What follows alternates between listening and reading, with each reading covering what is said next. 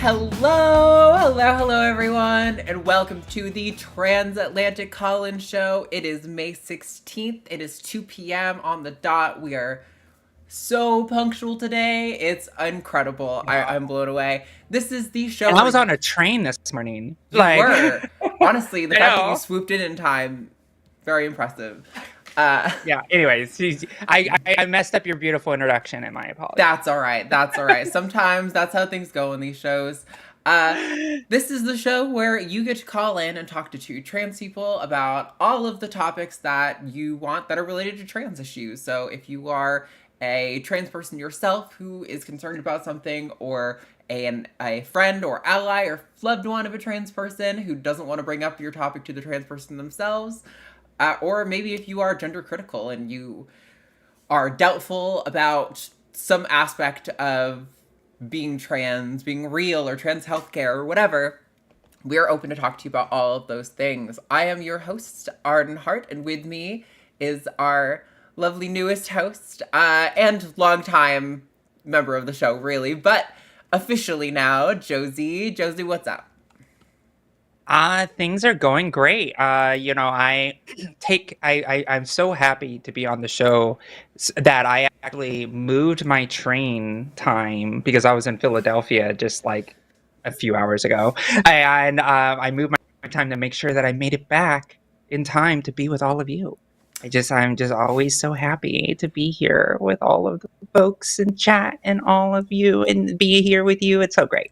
We love having you. We're so glad. Well, we could just jump right in. I've only vamped for a minute. Usually I like to try to vamp for a little bit longer. So tell us what you're doing. You're coming back if you can, from Philly. Is that like a work? Oh, thing, yeah. No, yeah, it actually was an exciting thing. I can actually announce that. So we actually met for the first time as a merged organization as advocates for trans equality. So I'm sure many of you know that I was, still am in my own capacity, the National Center for Transgender Equality, but we merged with TILDEF, which is a Transgender Legal Defense Education Fund. Oh. And it's a huge merger. We are now arguably the largest trans-led organization in the country now. And it's incredibly exciting. And we all met as a joint staff together as like kind of making the marriage reception happen. It was really a good time, and we all met in Philadelphia, and it was a good time. That's awesome. Yeah, exciting stuff.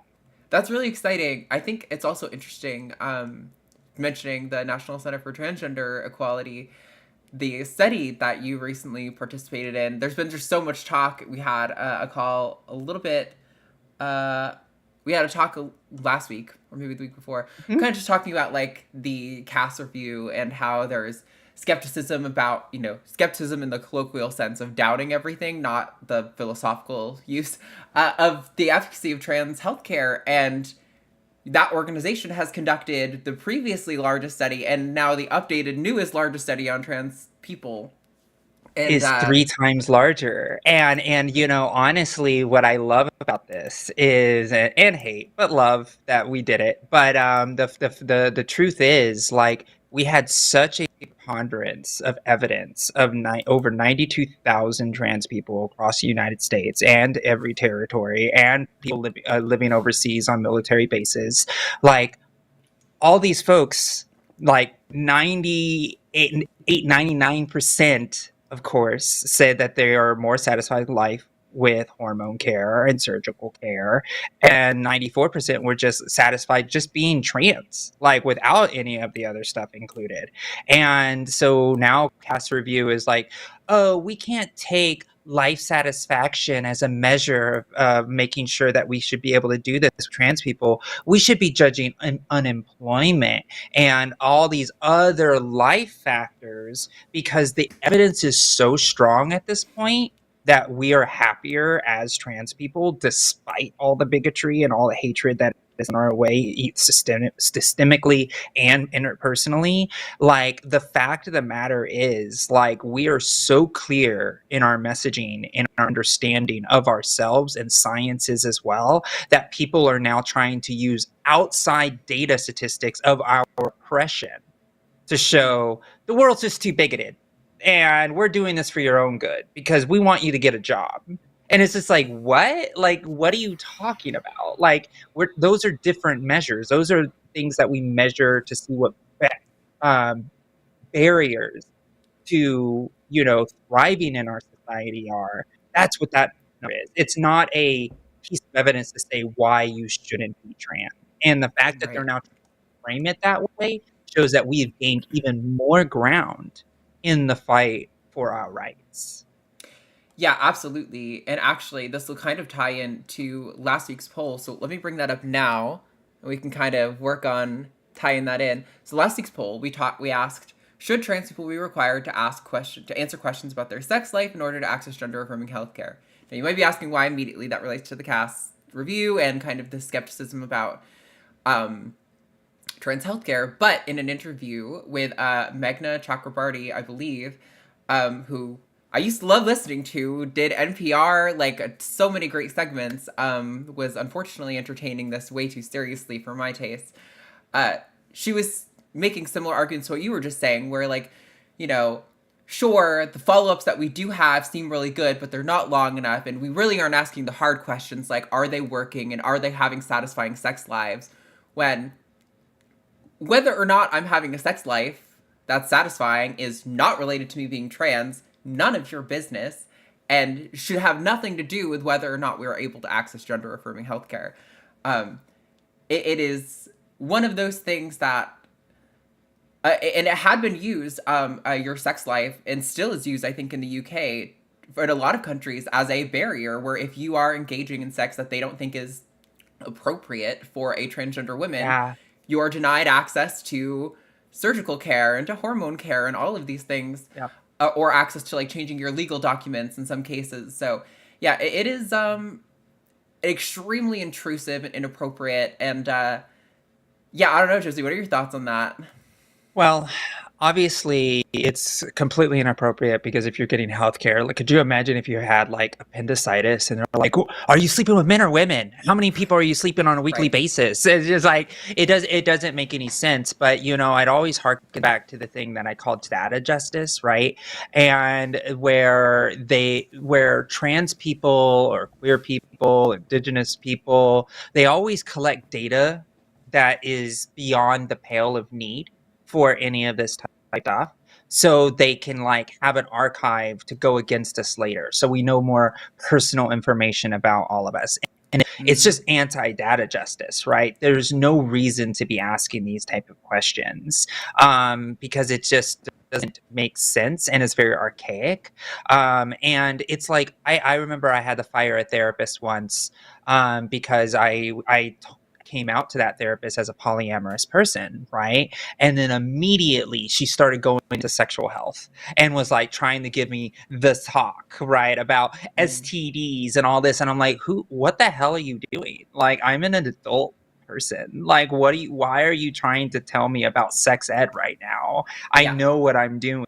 Like, this is out of control. And I fired her because I'm like, now you've crossed the line of me sharing something about myself that was specific. Now you're trying to educate me on sexual health like I didn't already know that before, right? I could see a doctor being curious about your sexual history as a polyamorous person because that could directly pertain to their field, but a therapist, only in as much as you feel like you need to bring it up, should they be inquiring. Like, it'd be it's such an invasion. Yeah, absolutely. But no, I agree. Like, if you're going in with your general provider, like, they need to be able to do that type of stuff. But when it comes to like gender affirming care, like, this is just it's beyond the pale. And this also talks about a bigger question as well, about how that a lot of doctors don't know this, a lot of nurse practitioners don't know this. They can actually prescribe gender affirming healthcare in a lot of places, right? I think it's banned in Florida. So like right now we have this bottleneck with endocrinologists, but a lot of general practitioners don't realize that they have the ability to start prescribing hormones, hormone blockers, all of these different things to patients in informed consent states without any issues whatsoever. But they don't know that, so they send people to an endocrinologist and have all these other these situations happen. But if you already have a general provider that you get your STD testing through, all that stuff, it's like, why would you need to even go through that extra step if that doctor is not already asking these questions for your just general health and well-being? Right. And so it's really interesting because like different people can have different experiences. It's like a general provider who's providing hormone care may already know your sex life because it's part of your sexual health survey that you have within the doctor itself. So it's really interesting. And yeah, it's gatekeepy, it's gross, it's just another way people try to deny healthcare, and it's archaic and dumb. It doesn't need to be done for the case of gender affirming healthcare, not at all. Yeah. And especially, I want to remind people that this was brought up in the context of banning trans healthcare for minors. So, not that minors aren't having sex.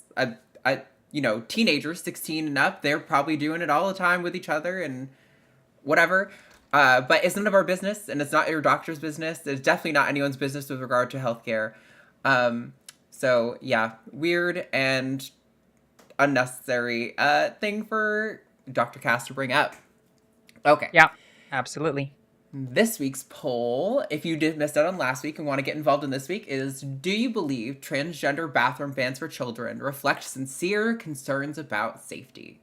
So, Mississippi signed into law, I think it was 3 days ago, a ban on bathroom access for transgender kids in elementary school. It might be all minors, so maybe high school as well. I'm not entirely sure. But one of the quotes that he said was, "We're keeping Mississippi girls safe." And I thought that was quite interesting because that clearly implies that transgender girls are predatory and that this is a move for safety for those girls. But I have a really hard time believing if you dropped any individual transgender girl in front of a lawmaker and said, "Do you think this child is a predator?" that they would say yes. I think they would probably have some convoluted panic moment where they try to figure out what to say and then don't know how to respond. But maybe this is a flaw on my side. Maybe they are being sincere. I'm very doubtful that this is a reflection of sincere concern. And so I wanted to pose it to the audience. So if you guys didn't vote in the last poll, you can go to our community tab on the line and go vote on this poll. But Josie, give me your thoughts. Oh my gosh. It's so funny. I was having conversations with some of my new coworkers about these really strange things about how creepy it is that there are so many adults that are obsessed with the genitalia of children.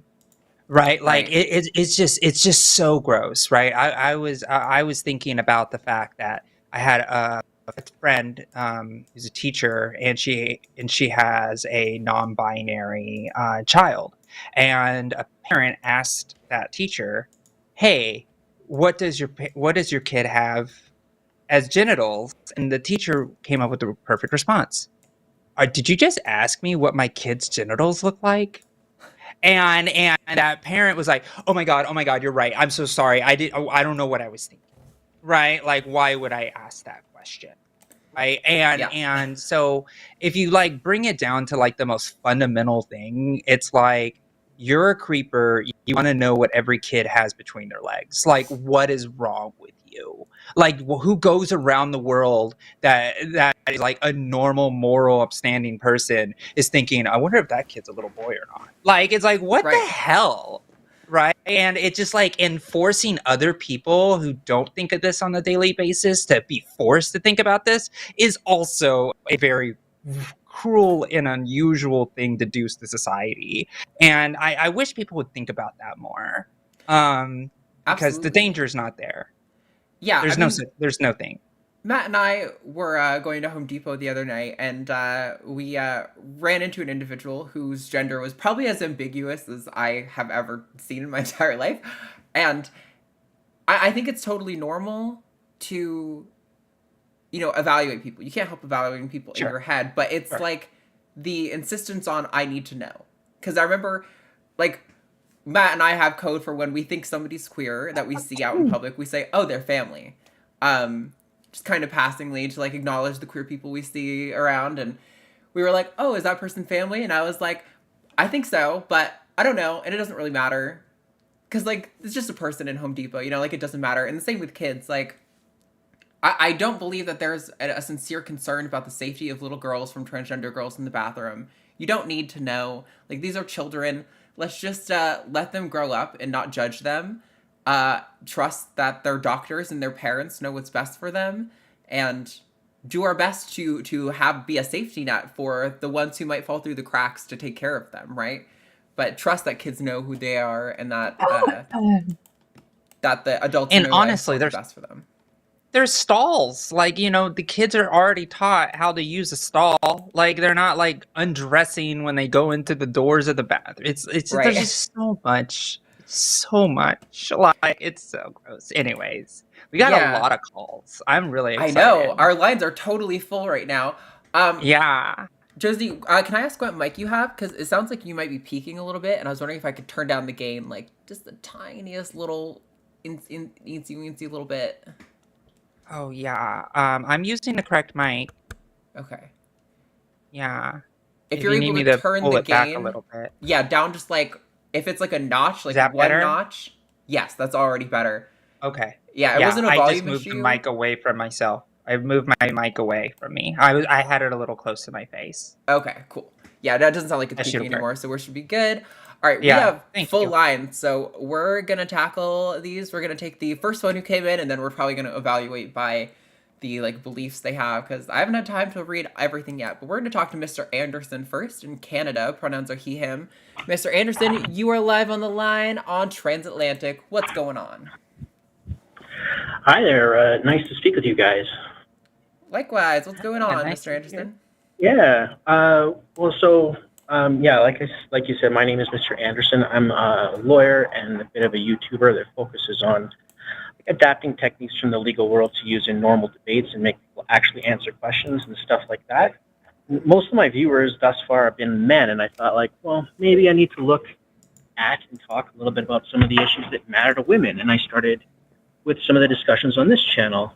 And that's where I ran across this hypothetical question that's being talked about quite a bit right now online. And it's this: if you're in the woods, would you rather encounter a man or a bear? And a lot of women, when asked, are saying that they'd rather encounter a bear. And the reasons that women give that I've heard often are that, like, the worst thing a bear can do is kill you, whereas a man can do things that are much worse, and that there are indeed fates worse than death. And moreover, people will often say that, look, bears will often mind their own business, whereas men often will not, and so you're more likely to be attacked by a man than a bear. And the larger thing that I understand women are pointing out here is that, like, men can be dangerous, and that women are often afraid of them and of what they might do.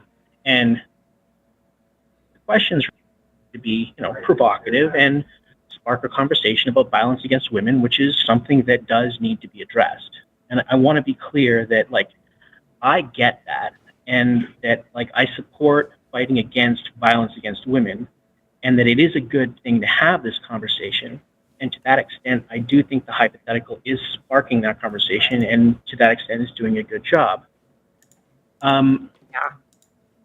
But I see a problem with the hypothetical, and I do think it is important to point out. And I think it's that the hypothetical is dehumanizing to men. And I think that might be a lot of the source of resistance and pushback from men. Sure. So, I'm not an expert in feminism. Go ahead. Interrupt me anytime. Can I start, Arden? It's your show. Yes. Yeah, absolutely. So, I think it has a lot to do with a lot of layers, right? And, when you said it's dehumanizing the men, well, welcome to the patriarchy. The patriarchy cuts both ways, right? Like the reality is the power imbalance that the patriarchy has put on women, as, the feminist theory of it is oppositional sexism. And one of the things that oppositional sexism makes clear to everybody growing up, if you lived in society long enough, that men are stronger than women are weak, and that the idea that we can be overpowered. I am an avid hiker. I go into the wilderness quite often. I've climbed many mountains. I'm definitely a mountain girl. My happy place is always on the peak of a mountain, and it really is a very comforting thing. And I thought about this a lot with my partner, because I'm in an openly lesbian relationship, and we both go out there quite a bit. And the thing that made us think we put ourselves in the hypothetical, okay, we're in the woods, where we're out there on the mountain, and just to think about it this way, and we thought about it this way: you are hours walk away from civilization, safety. You're in an isolated place where you cannot be saved. If somebody were to come out to hurt you, you'd be doomed, right? And when I first heard it, I was like, what kind of bear? Like, because I would honestly, and I really thought about it, me and my partner thought about it, is like, if it's a brown bear, then maybe, but if it's a black bear, it's like, yeah, they're like kittens, whatever, sure, I'll take the bear. And me and my partner both took the bear as a reality, because we don't know about who is on that trail with us that can actually do it. And I'm on a lot of trail hiking guides as well, and there's a lot of blogs and there's a lot of channels where women do share their really creepy stories with men they find on the trail that automatically just want to tag along, right? And they're like, they're just there, they're creepy, they won't leave you alone, they're just like on you the whole time. And a lot of women are just like, oh my God, this person is like following me to figure out where my tent is. Like, this person is trying, and you have that fear because they're complete strangers and you're in the middle of nowhere, right? So when I look at it at a practicality Well, point of view as a backpacker, I really do think about that, and we think about that quite a bit, about what if we encounter somebody that isn't friendly on the trail. And we think about that more than the bears, because with the bears, we just hang our food correctly, we know what to do with it, and we can control for that. And for us, we get really nervous if we were to find some person that may try to overpower us in the middle of nowhere where we have no protection. Go on.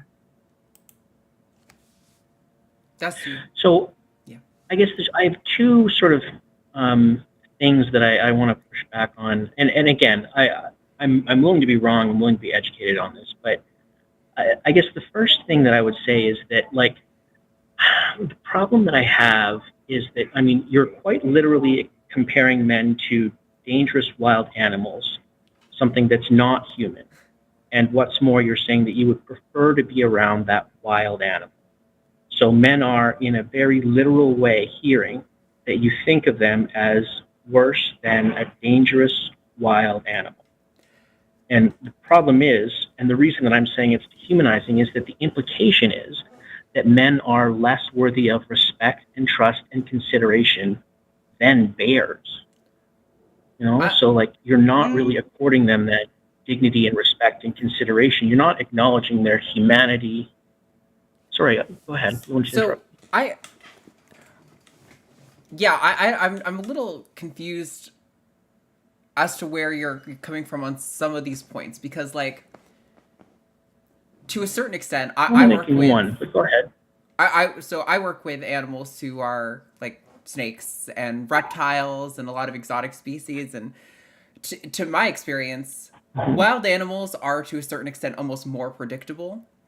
They're very typically defensive before anything else. You're very rarely going to have an animal that's just going to, like, flat out aggress on you unless it has some perception of you, like, invading its space or something, right? I think the concern is that, while I think most women would acknowledge that probably the vast majority of men would not commit violence against them, There's enough of them that would, and we can't tell them apart just by seeing that. The concern is the animal's behavior is at the very least more predictable in this hypothetical.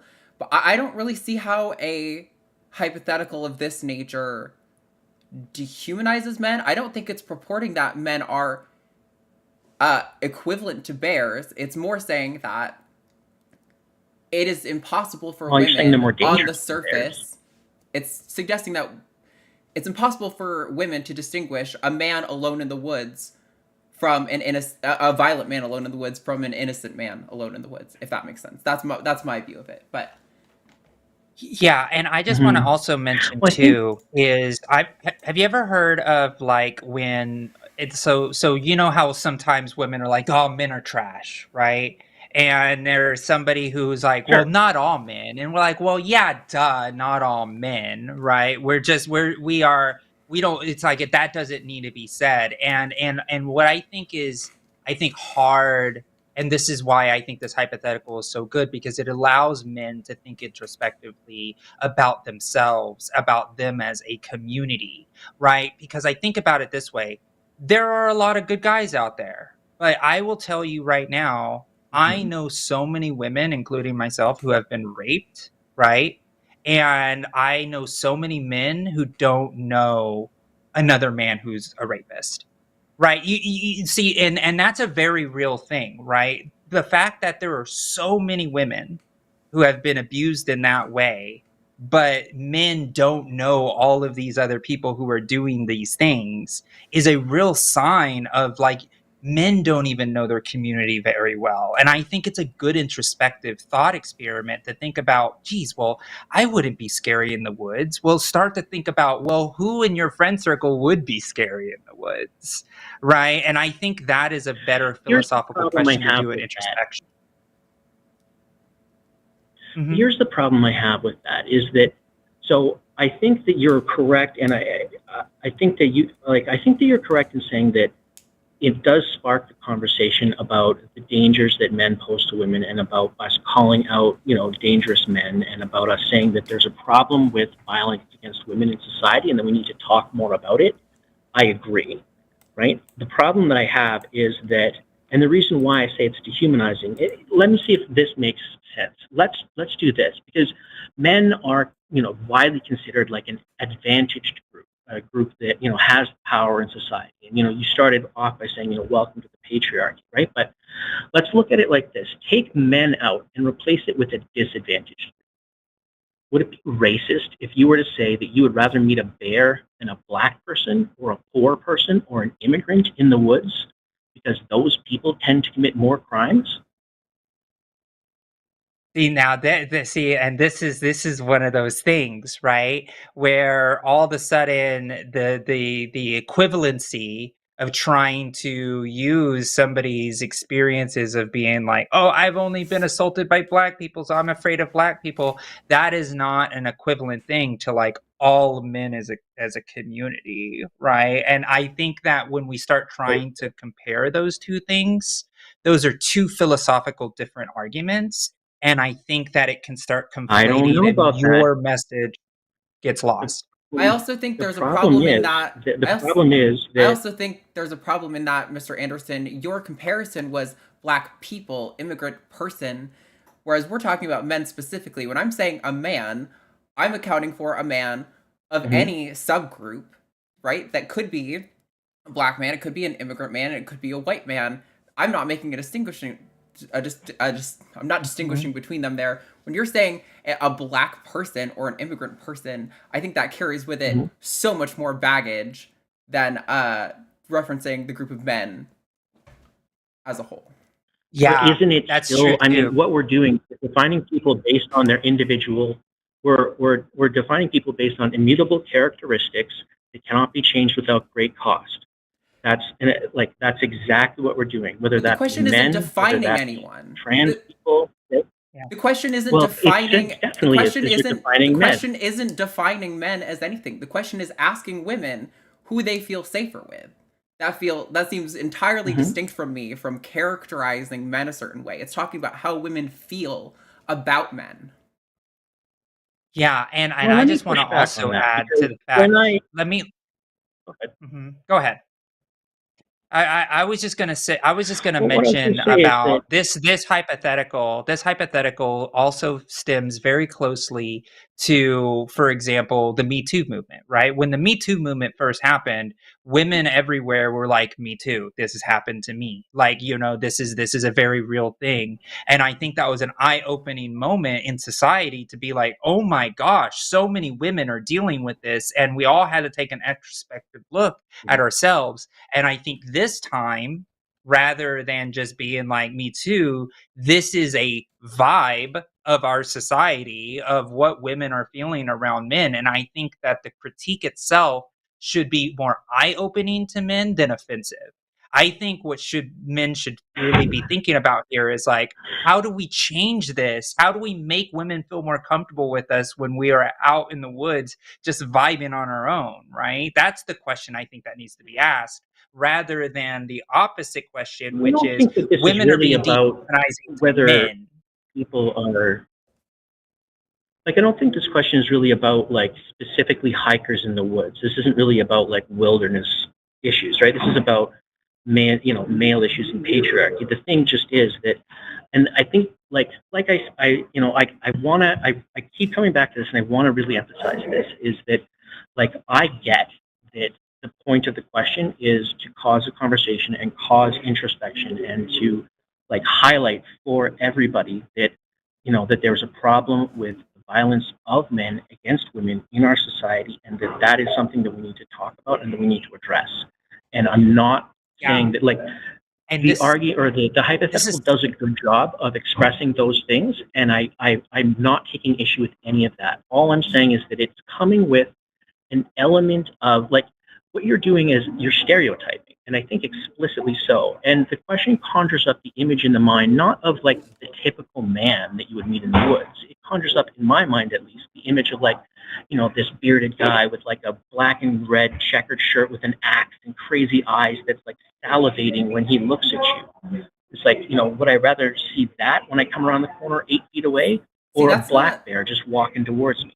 That's not what I conjure in my mind at all. So I feel like this is almost indicative of more of like your own baggage, because I'm just thinking of like the same feeling I get when I am out at night and I see any man. It doesn't matter what group the man belongs to. I am always going to inherently be instantly far more aware of my surroundings, what's going on. Do I have like keys in my hands they should get between my fingers? And like, if it's a woman, granted, women can cause violence. I'm not ignorant to the fact that women can cause violence, but I know that I am statistically more at risk with a man than with a woman. So I'm going to be more alert, even if it maybe still is statistically unlikely. I can't tell the difference. And so I tend to be more alert. The same thing would be true if you were to say, like, I'm walking around an immigrant neighborhood, or I'm walking around a particularly poor neighborhood, and anybody there is going to be more of a threat. But that is bigoted. I think we should we don't disagree that that's bigoted, right? Against the minorities. Yes, I wanna, and I wanna kind of wrap this up because there's so many other callers on the line, and you're always welcome to call. And we also have another show called Chewed Gum, which is a feminist centered channel as well on here on the line, that you could probably have a long conversation with as well about this. But I just want to point out one of the big things that we have to think about here, and I think that something that could be helpful for all of the men in all the men's circles who are looking at women at the hypothetical and making a call and thought about what women are meaning, right? And really start looking introspectively on why so many women are saying this, right? I think that the urge of a lot of men to like point at women and say, "You're wrong. This isn't that bad. Bears are more dangerous." It's like, that isn't the argument that women want to have, right? It should be an argument within the men That's not the community. argument I want to have either. Right, exactly, but it tends to come off that way when women have to kind of like explain themselves on why this is the case, rather than the idea of like, hey, societally, that's how we feel. Just like Arden said, in a dark alley type situation, is how we actually feel, and we cannot change how we change that feeling, and no woman should have to be the reason, like have to defend that, right? I think that more men need to have more questions about why in the hell are there's so much women against violence done by men, and now that women are saying this, Mhm. and we need to start doing it. Because when I was in the Navy, and I'll bring it back to the trans conversation here, right? Because so I was in the Mhm. Navy. I was, I was a cis presenting heterosexual male, and I had the, proverbial locker room talk, but much worse in the Navy, right? And I would hear these men Mhm. just go off the wall about the abuses that they were committing on women, the dates that they were having, the sexual conquest, all of those things that were being said in those rooms were absolutely vile and disgusting, right? And I've always been a girl, so I never participated in that. In fact, I cast judgment on what they were saying. And then that man looked at me in the eyes and said, "Are you gay?" Right? Because the sense of me respecting women was such an abrupt difference in the men in that room that they automatically assumed that there was something wrong with me. And they thought that I was either gay or effeminate, and that I respected women, and that was something wrong. And that's the conversation I think that needs to happen within men groups, to be like, hey, why are we doing this sexual conquest game? Why are we dehumanizing women when no women can hear us? Like, that's the reality, because that is being projected outward. And when men are joking and kikiing about like assaulting women, and they may be all in good fun, da da da da da, there's one man in that group at least I that don't is like, think that people that's what like. I would do. Yeah, I like. Look, I don't know about the Navy, but in general, men don't joke about and don't think it's funny when people talk about assaulting women. I would And hard. I mean, men are not wild animals, and men do You care have about great these friends issues. then. We are your allies. You Your either have brothers, a your lot of women sons. friends, you either have a lot of women friends, or your male friends are not telling you everything that's going on. right. I also just Well, I like think when my male friends do I tell me think what's going on and they say stuff like I that, also they stop just being my male friends I because they also don't like just that. fundamentally reject so many aspects of that. I mean, I heard the same locker room talk between all the men around me when I was growing up in a very conservative area. And I also, just back to the race thing that you keep bringing up, just fundamentally reject that. I live in like a very heavily Latino skewed population in my neighborhood, and it's not the race of the people that has ever made me concerned. It's whether it's a man or a woman. When I'm going out to the mailbox at night, there's a woman around here who walks her dogs every single night. She doesn't make me nervous. But the male neighbors that I have, they do make me nervous. But I'll give you one chance to give a last minute response, and then we're gonna have to put a hat on this. I would recommend chewed gum, by the way. Yeah, that's definitely a good place for this kind of call. Yeah. Yeah, no, I appreciate you guys having this conversation with me, and I hope that I haven't said anything that's offensive here. The point that I wanted to make, and I guess I'll just end it with this, is that I think that the conversation is important. I think that the pushback that people receive has to do with the idea that men also care about these issues and that we are people too, and we should be fighting these issues as people, not bears. Sure, I don't think I disagree with any of that on its face. And for fear of opening a can of Not all worms, I'll let men. it go there. Thanks, Mr. Anderson. You have a wonderful night. Thank you. Bye. Yeah, to me, Not to be mean. It's not to be mean. It's just like I just kept on hearing not all men, not all men, not all men, yes. not all men, and it's just like and it's like we were never saying it was all men. Yeah, like, you know what I mean. I don't think anyone who's proposing this is confused about the humanity of men, or whether or not, like, I don't think anyone who's doing this are suggesting that all men are predators. I think what we're suggesting is that it's a higher likelihood than women, and we can't tell the difference. So that's immediately going to be a difficulty when you're engaging with people. But anyway, We've got callers on the line. All right, let's see. Who do we got that is maybe potentially a little spicy? I think 8-6 caller looks like they could be spicy, and the rest are all kind of interesting, but not spicy. So let's take David, if that's cool with you. Yeah, I'm fine with that. David in Pennsylvania wants to talk about drag queens. David, you are live on the. Oh, I thought I hit the button. David, you are live on the line. Talk to us. What is it about drag queens? Hi, Arden and Josie. Wow, I'm so honored for you to take my call. Thank you. I apologize. This might not be very spicy, and it might be a relatively quick one here for you to answer. That's all right. So Hey, I'm a straight cisgender male I'm a strong supporter of trans rights and the LGBTQ community. And I just wanted to get your perspective here on something that's been on my mind a bit. So in my experience, and admittedly, this is just based on my own observations with a really small sample size. But many drag queens are cisgender gay men or even straight men, and their performances are often, fun, exaggerated, and over the top. And while I appreciate the entertainment value of drag, I sometimes worry that the clownish and kind of exaggerated nature of drag might make it harder for the general public to distinguish between drag queens and trans women. And I admit that it has made me somewhat uncomfortable myself with drag queens for that reason. So my question really is, do you think these performances can sometimes unintentionally harm the perception and acceptance of trans women who simply want to be seen and accepted as who they are? I'd love to hear your thoughts and perspectives on this. This one's interesting. So this one's this layered. is such a great question. Yeah, I it's feel such like a great question because yeah. Okay, go ahead. I definitely have to handle it in layers. So like layer one, I'm gonna say, do I think that this could possibly skew the understanding of people who don't know any better? Yeah, absolutely. I think trans women for as old as time have gotten the comparison of us to drag queens. I think there's like a implied hidden question that's kind of in that is like, should trans women have an issue with drag, maybe as a performance art, or drag queens, or maybe even take some sort of stance against drag as a result of that, to make sure that it's known that we aren't drag queens and that they can't drag us down, right?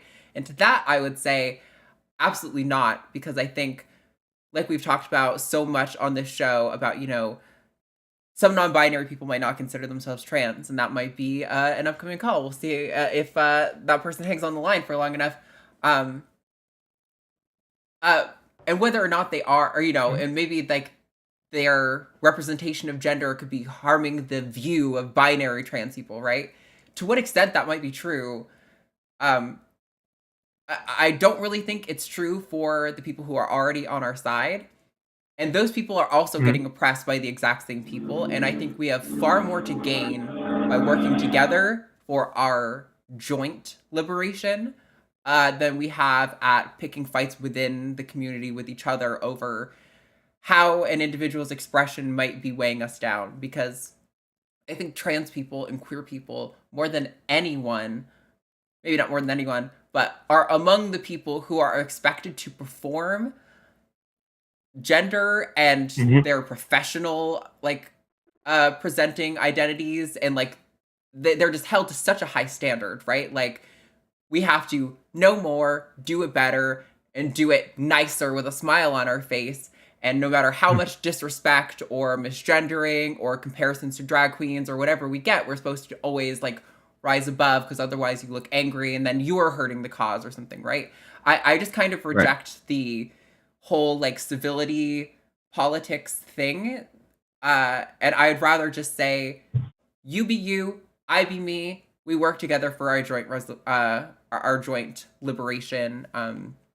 So yeah, I think maybe potentially, but not enough for me to spend time worrying about drag queens. I'm much more worried about the Mississippi governor who just signed a ban on trans kids accessing the bathroom. Josie, you look like you want to hop in. Absolutely. And yeah, here comes the nuance. I agree with everything that Arden said, and I agree, like, centering the crisis is very important. But I do want to highlight one of the things that I think that you also touched on is about general society at large, right? And you said specifically, you know, it's a cis men oriented thing that happens. And I just want to mention too, not all drag queens are great. Right. It's like in our community, we have different messengers. Not all trans people are great either.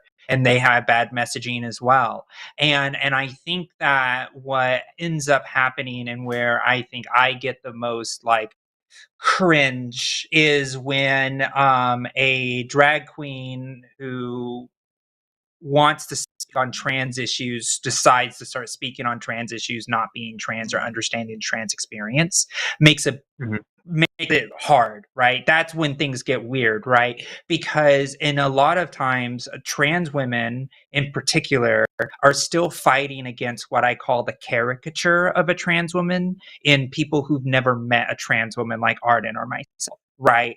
Who are able to, like, you know, just authentically be who we are. This is who we've always been. A person, you know, in the Midwest that maybe in a rural area may have never met a trans woman, and the only thing they can think about in popular culture is a drag queen. Or, you know, and when I mean caricature, if we go all the way to the side, it's like the South Park meme, right? Of the, you know, the bearded man winning women's competitions, or, you know, Dwayne Johnson in a tutu. And a lot of cis people that don't know trans people still have that caricature in their head.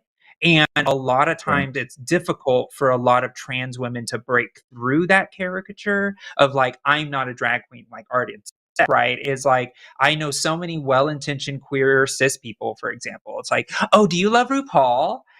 Do you know this drag queen? Like, and I'm like, I'm actually not into that culture. It never started in that culture, was never, you know, introduced or, you know, part of it. But, and it is kind of cringy because I'm like, oh no, like I'm not into that. And why would you jump to that? Why does your head immediately jump drag queen? Oh, trans woman, drag queen. It's like the equation is created inside of them. So it can be annoying, but it's not detrimental, because there's one thing that I know is queer history. I know what drag is. I know that many trans women use drag as a refuge for their own safety that still live to this day because they had access to a drag performance group. I know about ballroom house, like, you know, houses people used to live in, and drag was the only sense that gave people the ability to actually explore their gender and be genderqueer. And so for me as a trans woman, yeah, I can get a little cringed by some cis person randomly trying to say, oh, you must like RuPaul, but that's not killing me, right? And so for me, I will always lean on queer history. And all I can say is, if I saw a drag queen trying to speak on trans issues as not a trans person incorrectly without great messaging, that's when things start getting really weird. But most drag performers that I know that are media trained and know the messaging are like, no, we are performance artists. We are providing this space for people to be able to explore gender queer, to explore gender fluidity in a different way, so people can all enjoy this art form. Right. Me and my trans, one of my trans dear friends of mine at the retreat that I was at yesterday, we were talking about how we love drag, but we love good drag. Like, we're like, we have a little bit of a snootiness to us. It's like, we want to go to like a really professional drag performance that is like going to throw out all the nines and be such a great party and exciting. We don't like bad drag. But that's our own personal opinion, and that has nothing to do with its ability to exist whatsoever. So yeah, I think it's a very nuanced question, but I think most trans women will be like, yeah, it needs to exist, and yeah, it's fine, and yeah, it's okay. We just want cis people to know the difference, but that's going to take time, and we are good messengers to make that happen. You're a good messenger to make that happen too. There's a lot of queer trans people in drag, and they still do it to this day. Thank you. I really appreciate it. I wouldn't ever want to tell anybody else how they should act or feel about something or anything like that. I'm just, you know, kind of going through life and figuring out how I feel about things, and trying to figure out how I can be the best ally, and my kids, how I can teach them to be the best allies as they possibly can. So thank you very much. I really appreciate your thoughts on this. Yeah, thanks for calling Absolutely. in, Thank you, David. Have a good one. You too. Bye. You too. All right, we're gonna take a short break from calls so I can give you guys some announcements for the upcoming shows for the week. Let me pull up this little schedule here. All right, so coming up tomorrow night is going to be an episode of 'Cause I Wanna with John Gleason and the Godless Granny. That's at 6 p.m. Central Time tomorrow night, so check that out. We are going to have the Sunday show this Sunday, as always, in the name, with Seth Andrews and Forrest Valkai. Wow, that changed, I think. Oh no, okay, I see what's going on. I accidentally put the 'Cause I Wanna for tomorrow night into next week's Friday slot, and that totally threw me off. Sunday show is going to be Forrest Valkai and Eric from Skeptics and Scoundrels. After Dark will be Paulogia and John Gleason. If you want to debate God, that is the place to do it. Monday on Skep Talk at 6 p.m. will be John Gleason with Aron Adair. If you want to talk about skepticism and science, that's where we do that. Chewed Gum this Sunday will be Eve and Alyssa. That'll be Eve's last Chewed Gum before she is gone for her little trip to Europe. And then I'll be on Chewed Gum the week after that, so that's exciting. Ooh, fun. Yeah, Matt Dillahunty will be having... Matt Dillahunty. It's so weird to say his whole name out loud like that. We'll be bringing on Derek from Myth Vision on this week's episode of The Hang Up. And then next week will be Katy and Josie back here on Takis. So that is your week in shows coming up. Be sure to go check those out. Save the notification bell on the episode if you want to watch it, because all of those, except for next week's Takis, should be posted. But until then, let's talk to William. Pronouns are they, them in Arkansas. William, you are live on the line. What's going on? Hello. How are y'all doing today, obviously? First, Pretty good. What do you want to talk about? Having fun conversation. Always. Well, okay, so one of the things I want to talk about was how some people, and I've actually had an argument with a friend of mine. She's a trans woman. I'm non-binary, and she basically actually said that being non-binary is not being trans. And I'm like, but it is, right? Like definition. Mm-hmm. And I just don't get how people can think that. But because it's like, I was assigned male at birth.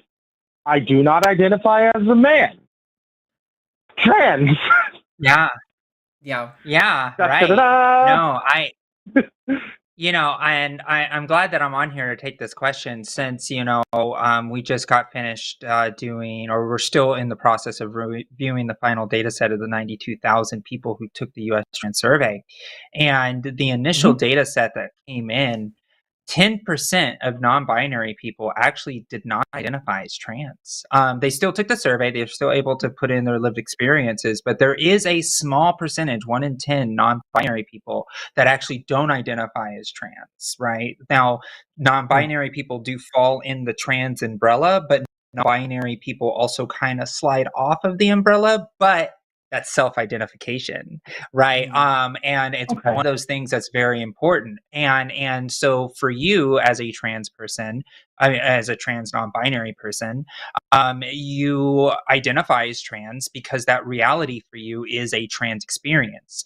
And I think that there is a lot of trans binary people, right? Like myself and Arden, who are trans binary, we have a trans experience, but it's like a different type of trans experience, right? Like every woman has a different woman experience. People have different experiences, but they're still people, right? So I think that a lot of times, it can get very frustrating because I think I'll share a personal story. So when I first came out as trans, right, I did not understand the non-binary experience because I only knew my experience as a trans binary person, and I was still trying to figure it out. It's like, oh my gosh, I have gender dysphoria. Like I want facial feminization. I want bottom surgery. Like I want the hormones to grow my boobs, and I want softer skin, and all of that was related to my trans experience. But that's not everybody's trans experience.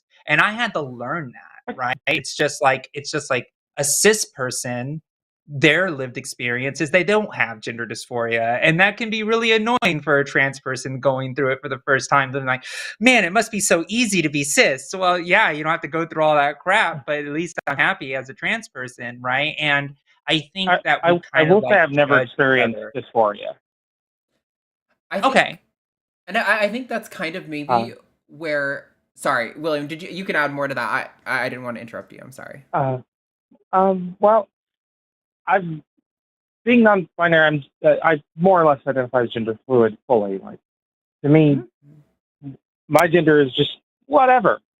There are times though when I do experience, I guess, gender euphoria, as I've heard the term, where like there are days where like I am many times have felt particularly masculine, doing quote masculine things has been very rewarding, or times where I felt particularly feminine, and there have been I've done quote feminine things, and it's been very rewarding, and I quite enjoy it. But most of the time, I don't. Just like, it's a thing. Yeah, I think it's equal happiness. kind of like Josie, I definitely early in my transition had I was a little bit myopic just because of my own experience, and I would have considered myself a bit of a trans medicalist, and maybe I don't think I ever was really full on non-binary denial. Like I think it made sense to me that somebody could be like, because I had the experience of being like, oh, I definitely am not a man. When people assume I'm a man, that's bad. It made sense to me that somebody could have that going kind of in both directions, and then kind of maybe try to carve out a space for themselves. But I will say there's definitely like I have met several people who identify as non-binary who have no interest in transitioning. They present like as if they're cis, and they know most people assume they're cis, and they're not made uncomfortable by that at all. And I think early on in my transition, when I was living more trans medicalist, or when I was considering myself more trans medicalist, that was kind of difficult for me, and had me in a similar mindset to your friend, where it was like, well, clearly your experience is different than That's mine. actually what she's into as well.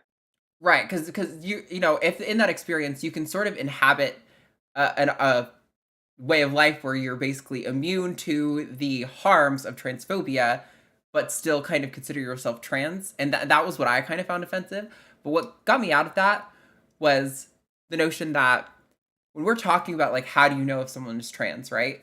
The only way to know is for them to convey that information to you. That's the only way we have access to what's in someone's mind, is their self-report.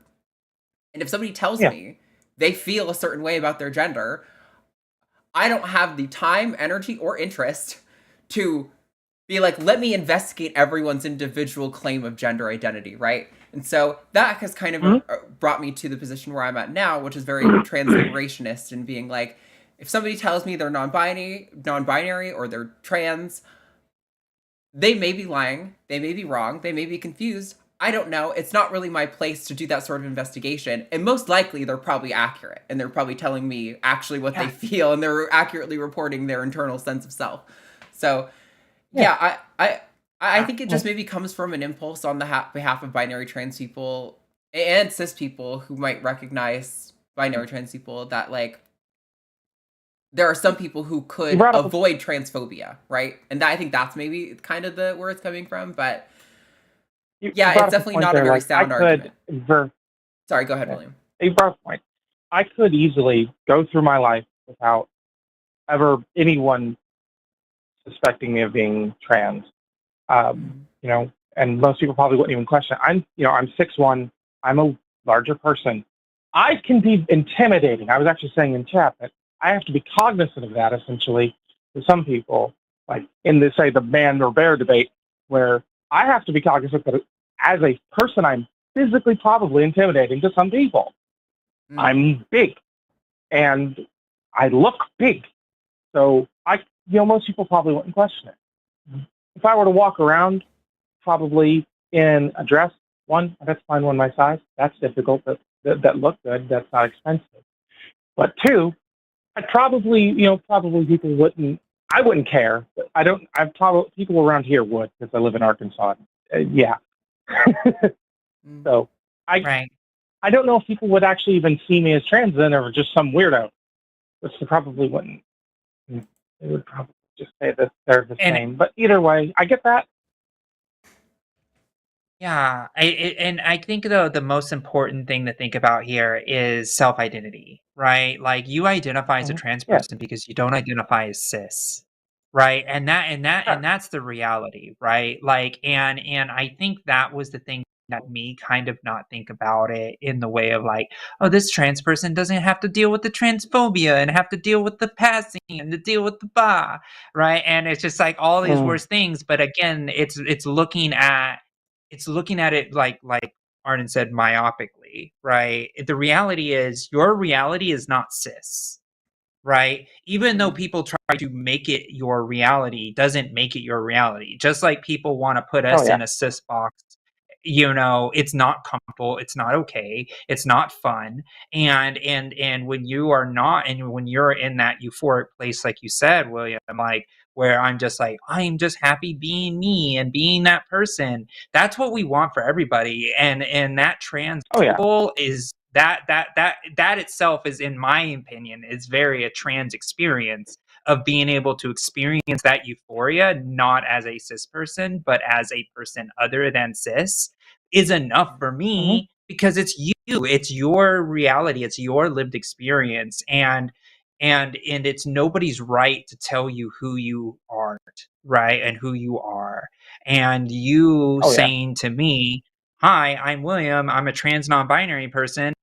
Hi, you're a family, you're in the trans umbrella, your liberation means my liberation. Like that's the Yeah. reality of the world. And the more people we have on our team fighting for us on a daily basis, the better we are. And the moment we start including people in our own community that feel comfortable under our umbrella, that's when we start to fail as a movement.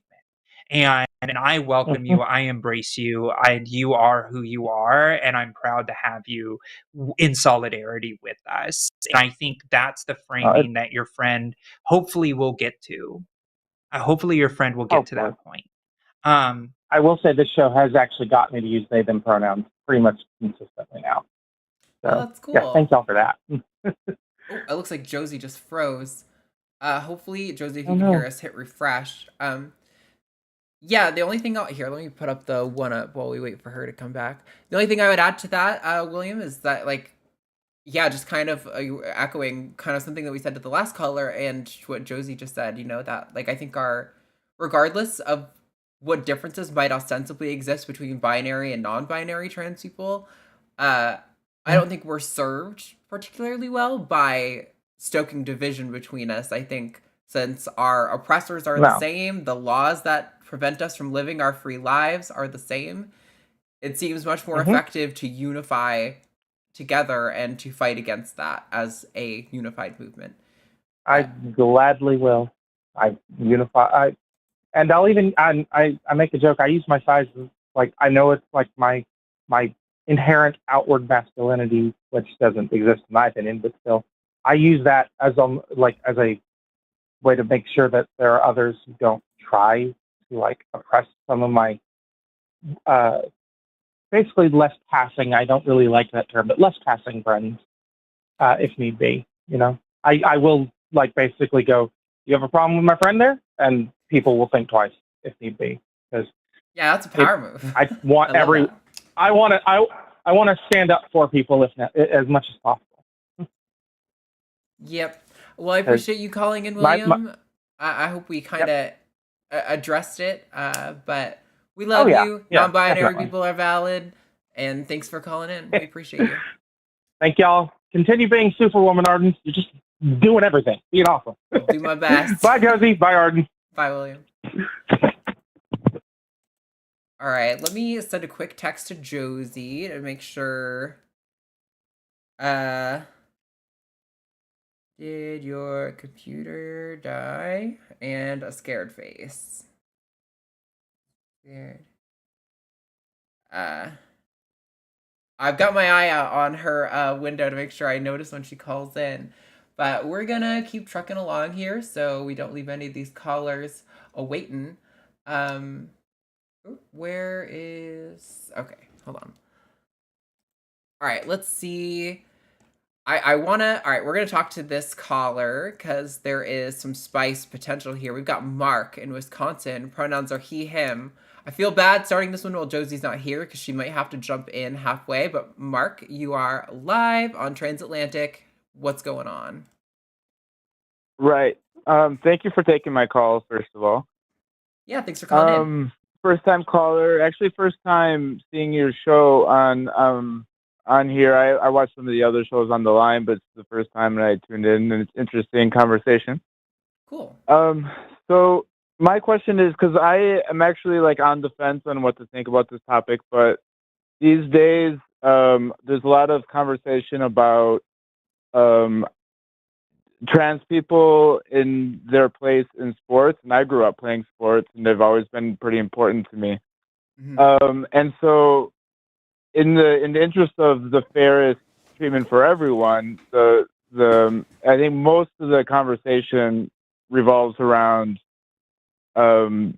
people who have transitioned or are transitioning from male to female and want to play with females. And I want to know sort of your thoughts, your perspective on that discussion. Yeah, so the line that I usually give people here is that I'm opposed to any measure that would uniformly ban an entire class of people, like a group of people, without like super strong justification.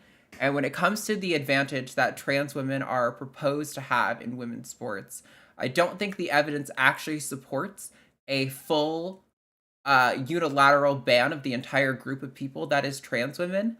Now, that being said, I am all for. I agree with that.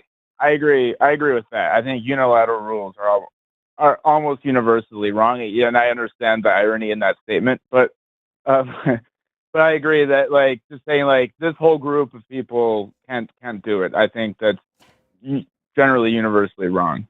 But I think there's a lot of nuance here too. Yeah, absolutely. And so Josie just got back, by the way. So we're talking about trans women in sports, Josie. So yeah, I think great. on top of what I would say on top of the unilateral ban, I'm glad we agree on that. I think that's something most people have agreed. Even the most harshly like anti-trans people who've called in have usually agreed to that kind of notion. And I think that's a good place to start. And I think building off of that, I totally endorse any evidence-based measures that would aim to increase inclusiveness while trying to aim for maximal fairness. And so I think policies that say trans women who've gone through male puberty can't play would also classify as being unfair, because not all trans women who go through male puberty are necessarily going to have an advantage, and especially not an advantage at any, like, every sport is going to be impacted differently by whatever puberty you might have gone through, right? There are some sports where maybe sex differences don't actually really affect success in performance at all. And there's going to be some where it seems to have a significant effect, but usually that's more of like downstream things like your height or your weight or like your hemoglobin in your blood or something like that, right? But there are cis women, right, non-trans women who are really tall and who are maybe like heavier and who have higher hemoglobin, and they don't get banned, but trans women do. And that's kind of where my problem starts to come in. If we're going to apply I think bans that, or sorry, just let me finish my point, and then we'll let you talk, and then maybe Josie can jump in. I think if we're going to apply a ban that says trans women who've gone through male puberty have this advantage in these ways, therefore they can't play, that also needs to be applied uniformly to cis women. If that is the case, then while I might think that's kind of shitty because we're keeping people from playing sports who might be amazing at these sports, at least it would be fair and ethical, and there's like a consistent sense of application of ethics there. Even if I might oppose that, I could understand why those bans would be enacted. But insofar, the sports leagues that have included trans women have done so with pretty good success. There's been no real people like to talk about the domination of trans. There's no trans women that's dominated any sport. There may be trans women who've won individual competitions, but that's not indicative of domination in an entire sport. But yeah, I think we need laws and policies that aim for maximum inclusiveness and maximum fairness, and that's going to necessarily exclude some trans women and some cis women, and it's going to necessarily include and exclude some cis women. I'm all for sports that evaluate individual athletes on an individual basis and determine their inclusiveness in the sport based on that. But go ahead, Mark. I want to get you to respond, and then we can get Josie in here. Right, because I think where a lot of the controversy comes from, apart from a lot of just older white men who want to put their fingers on everything, but I think the other groups that have questions are mostly women who play sports. So when I was growing up, I was a little bit more sort of advanced than my peers when it comes to like sort of motor skills and things like that. So I always had to play a couple age groups ahead of my own age group, which was troubling in some ways because I could never play with my friends and things like that. I grew up in a relatively smaller place, so that's why they could just sort of do that. If I had grown up in Chicago or something, I think it would have been a little bit different. And I think, but looking back on it, it made somewhat sense in sports like tennis or things like that, where if I was playing against people of my age group, it would have just been probably unfair in some senses. So they moved me up a couple of age groups. And the fairness of a lot of women playing sports or young girls in a lot of cases, if there's a perceived sort of that person has a particular advantage and there's no easy way of sort of solving that problem, how can we be fair to the group that even has a perceived sort of unfairness towards individuals? I don't know if that question makes a whole lot of sense. I didn't prepare maybe as well for this conversation as maybe I should have, but I guess it's just a matter of fairness for the 99 people. If there's a perceived advantage for the one person out of the 100, even if there's not a whole lot of scientific study about the actual advantages that person may or may not have. Yeah, so Mark, sorry that I had to jump on a little late. I had a little bit of an internet hiccup. One of the things that I actually do for a living is actually work on actual messaging politically about sports and talking about inclusion and things of that. So when you were talking about how you weren't able to play with your friends, even moved up a few advancement levels up, that probably didn't make you feel great, right? You're like, oh, I can't play with my friends. I want to play with my friends, the people that I play with, and everything like that. And I sympathize with that, because that's what's happening right now. Because a lot of studies show, and we know this from just studies in general, that participation in sports is good for a person's mental health, their team building, social abilities, their health, like as their physical health of exercise and things like that. In fact, I would even say it's a human right to be able to participate in those type of sports. And and it seems like you agree that the participation of sports is very important on an individual level for that human's actual health. Would you agree with that? Absolutely. Yeah, absolutely. Okay, I mean, I great. grew up playing sports, so I would never say anything about people not being able to play sports. I had an intense interest in it, and still do to this day. So I agree that I think there's a lot of benefits right. to it. Some humans like it. I even played soccer, and I was in cross country myself when I was growing up as well. And so when we take a look at like the law, right, like the law and how we actually think about how we include people, we know that the most important aspect is to make sure that people have access to that human right of being able to participate in sports, be involved with it, play with their friends, all of that type of work and all that type of stuff. So when we look at inclusion and making sure people can be a part of that, we can say, yeah, absolutely, we want that, right? And then you bring in the word fairness, and you're like, oh, but the fairness part, right? Well, in reality, every major national sports women's organization in the country already have said that trans women should be able to have access to sports in their own in the gender that they identify with. And when we're talking about young people, especially in high school, elementary school, like there really isn't a perceived like competitiveness at that point. Now there may be some and everything like that, but I will tell you this, Mark, not one single openly trans person has ever received an NCAA scholarship coming out of high school, right? That's never happened. Mhm. Now, will it happen eventually? Sure, it may, but at this point, it's not, like Arden said, this so unfair that people are losing scholarships and they can't go to college because of this, right? And that's just not Right. happening at the level. And when you talk about like collegiate level, and even at the higher level of collegiate, of like professional, levels, all of these sports organizations have already determined their ways of allowing trans women into that sport. So, for example, even in the state of Florida, right, the American Florida Boxing Association actually has the strictest requirements of allowing trans women to participate in boxing, UFC fighting, and everything like that. But guess what? They still allow trans women to do it, even when they do the 3 years of hormone replacement therapy, because even they say that it is fair and there is no inherent advantage at the level where it's dangerous, right? And so even in Florida, they're allowing this to happen. And we also have at the Olympic level the ICC.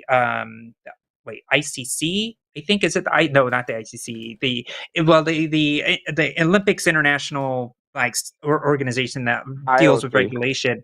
IOC, thank you so much. So the IOC it just did a study recently and actually found out that trans women actually have a disadvantage when they compete in sports against cis women, because of the fact that trans women in particular are so regulated on how much testosterone they're allowed to have in their blood, how long they're supposed to be on estrogen, that the most cis women that they're competing with actually have more testosterone in their blood, which allows them to hold more ability of muscle retention and muscle growth. So actually, it has been shown that trans women actually have a actual market disadvantage in participating in sports because of these regulations that I was speaking with you just about, with these other organizational sports bodies that have been studying the sport since the existence of their organizations. So we have to really think about the fact that a lot of times people think about sports, and the reason that this argument is so political is because they try to say, oh, this person is taller, so this person has more mass, so therefore they have an advantage.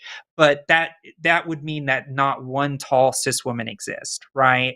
Like, the fact of the matter is, pound for pound, height for height, like the heart size of a trans woman and a heart size of a cis woman of the same comparable height are the same. Lung capacity, the same. Muscle mass, the same, right? And this is, of course, with hormone replacement therapy, upwards to a year to 3 years, depending on what studies you're looking at.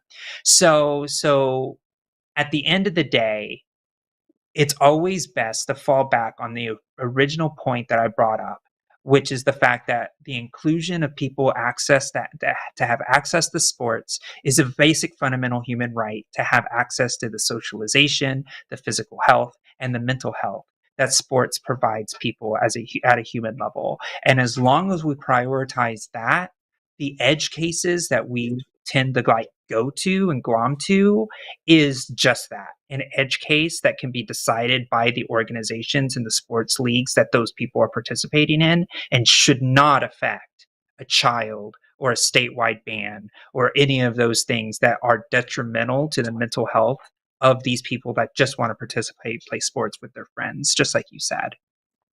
Yeah, I just really want to quickly, Mark, before you respond, say that I have. Well, we're all talking about the absence of evidence for an advantage. I also have 3 points that I'd like to bring up to specifically combat the notion that there might be an advantage, like evidence is against it. But I do want to give you a chance to respond before I go into that. So go ahead.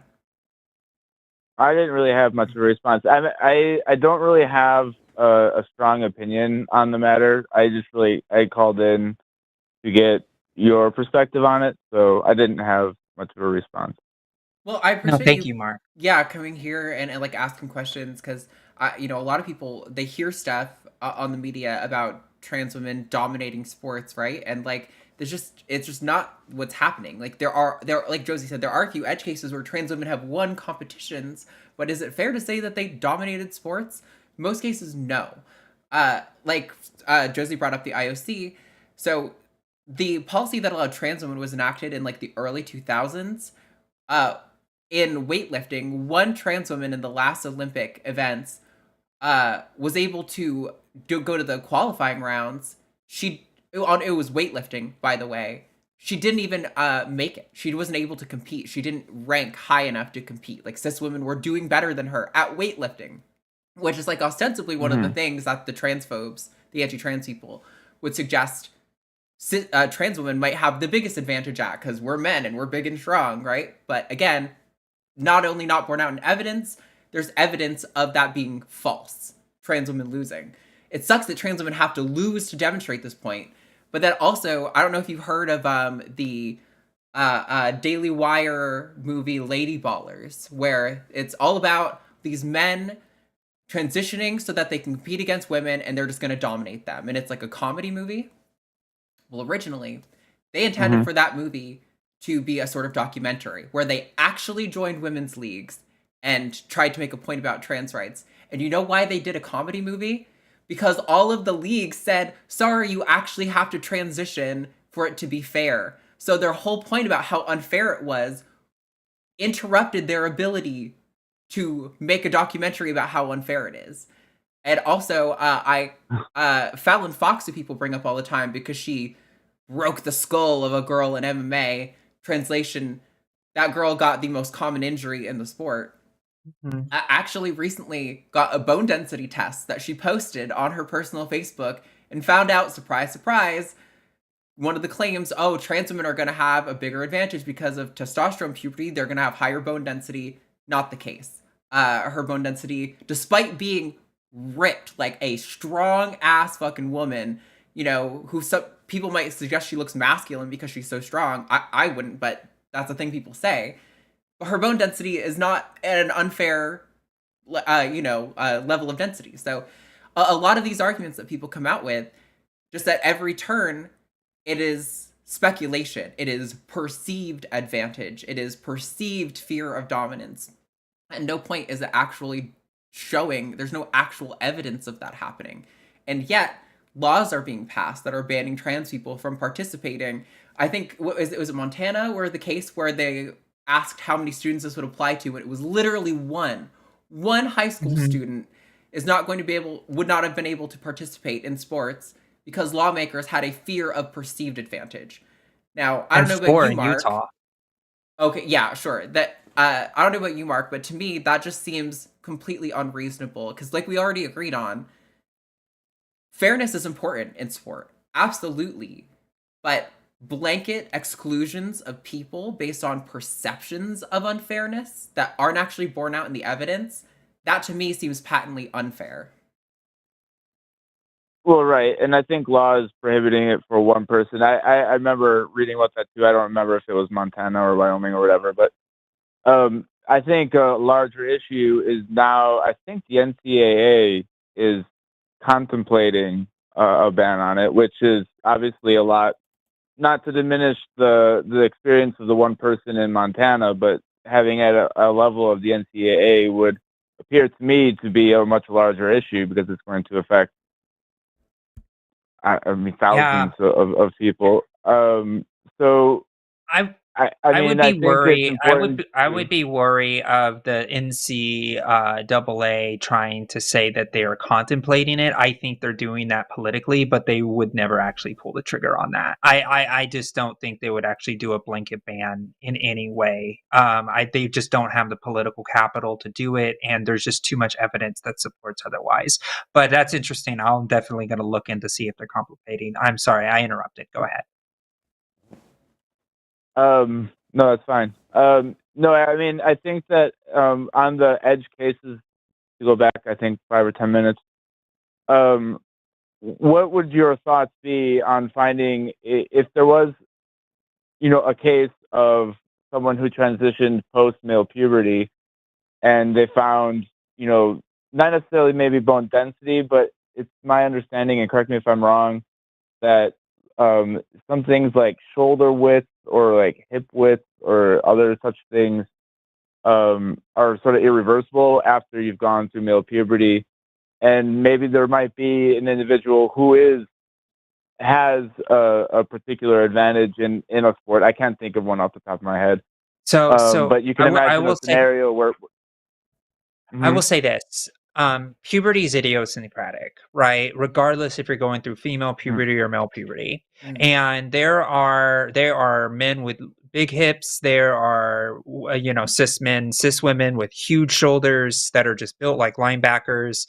It's just the luck of the draw of how things go. And I just haven't seen a situation. I've seen huge cis men and I've seen huge, strong cis women. Right. And I think that's just the inherent nature of sport. Right. Like when you look at the WNBA, for example, there's a lot of trans women who are professional level basketball players, and they're not all in the NWA. I can't speak today. But NWA. Oh my God. Oh, why can't I say it right now? Please say it for me. WNBA. WNBA. You can tell I don't watch sports. Yeah, I'm not a sports ball person. I'm not a sports ball person. But the thing is, like, when we take a look at those numbers, you would see that sport is dominated by tall, very strong cis women, right? And even in a place where and you could even say, like, on average, a person who goes through male puberty is taller. That still doesn't change the fact that the average height of a WNBA player is way taller than the average height of a male person going through puberty, right? Like the reality is that there's just always going to be something that people are going to try to say. And I think that when you are on the hormone replacement therapies, regardless of what your body did in puberty before, is not going to change any of the advantages or make anything happen. So again, it's just that puberty is idiosyncratic. But go ahead, Arden. Yeah, I definitely agree with all the things Josie said, and I think there probably will be situations where we see that a trans woman has an advantage in a sport that we can actually show, like, through like objective criteria that are applied to all athletes in the sport, that she is not able to compete by some sort of those criteria. And while I would want everyone to participate, if it's like a more of an objective criteria based on performance in that actual sport and it's applied fairly to all athletes, then I think I would have a hard time. Well, I might think I wish everyone could play. I would acknowledge that a sport is inherently unfair and that I don't get to make the rules for every regulation. But yeah, I think it's the issue with this assumption of the entire group. But yeah, thank you for calling in, Mark. This was a really good discussion. Normally this topic does not go this way, and it's nice to talk to someone who is an athlete who wants to learn on this topic and isn't like last week we had this topic and the next caller was God. I heard you say you just want to destroy women's sports, which I hope you walk away from this conversation knowing that is not my position at all. No, I don't. Yeah. I didn't get that from your position. I think that we're all just trying to figure out what can be best for everyone, and I think that there are a lot of really good points, and I hope that organizations and political leaders that are taking up the issue would consider all the science facts that that lay people like us probably aren't really privy to as much. But thank you for taking my call.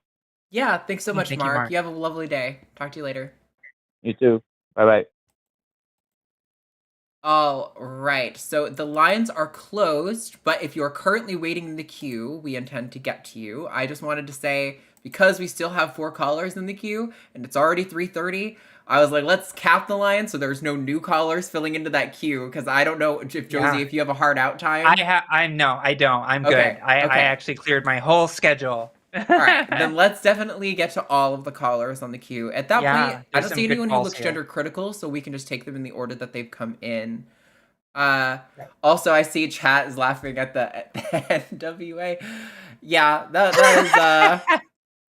is flip if I've ever heard one, but I was trying not to laugh because I didn't want Mark to think that I was laughing at him or his point, because it was not that at all. The chat was making me laugh. It was me. I was the silly one.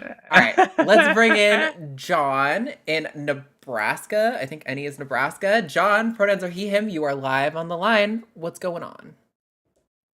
Hey, thanks for taking my call. So what's on my mind right now is this whole gender bathroom thing. You know, like people panic because someone's using this restroom or that restroom.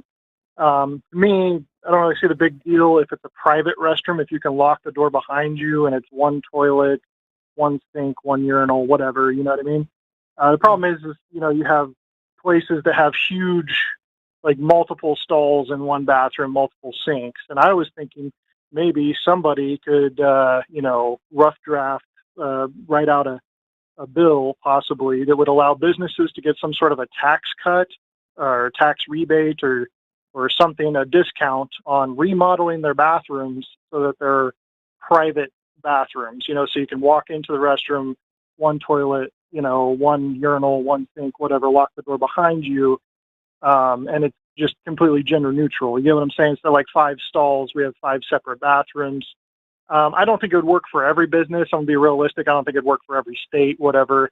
But I think it would be a good step. And I think also there should be obviously recommendations and guidelines, like, you know, maybe something like, you know, they have to be handicap accessible, you know, or something like that. They have to be obviously gender neutral, and maybe you should just make them all something like that. I think that the businesses should, this should work because most people, I think it would work for everybody because a lot of people are pee shy and poo shy, whatever. Nobody likes sitting down next to someone while they're using the toilet.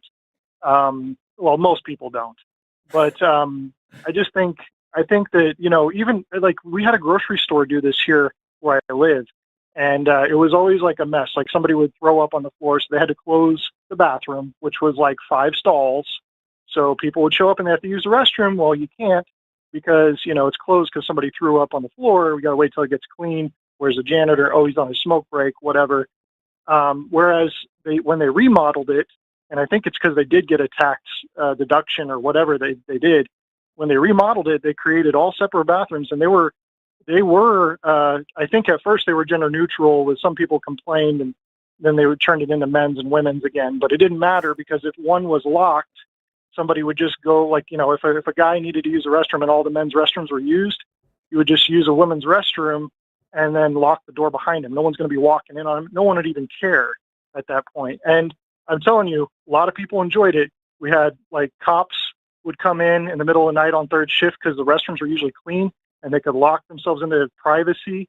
You know, older people, you know, like they could use.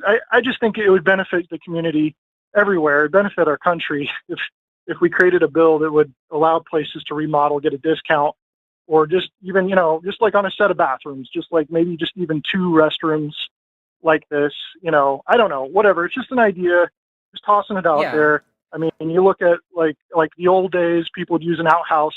Nobody was going to walk in on them.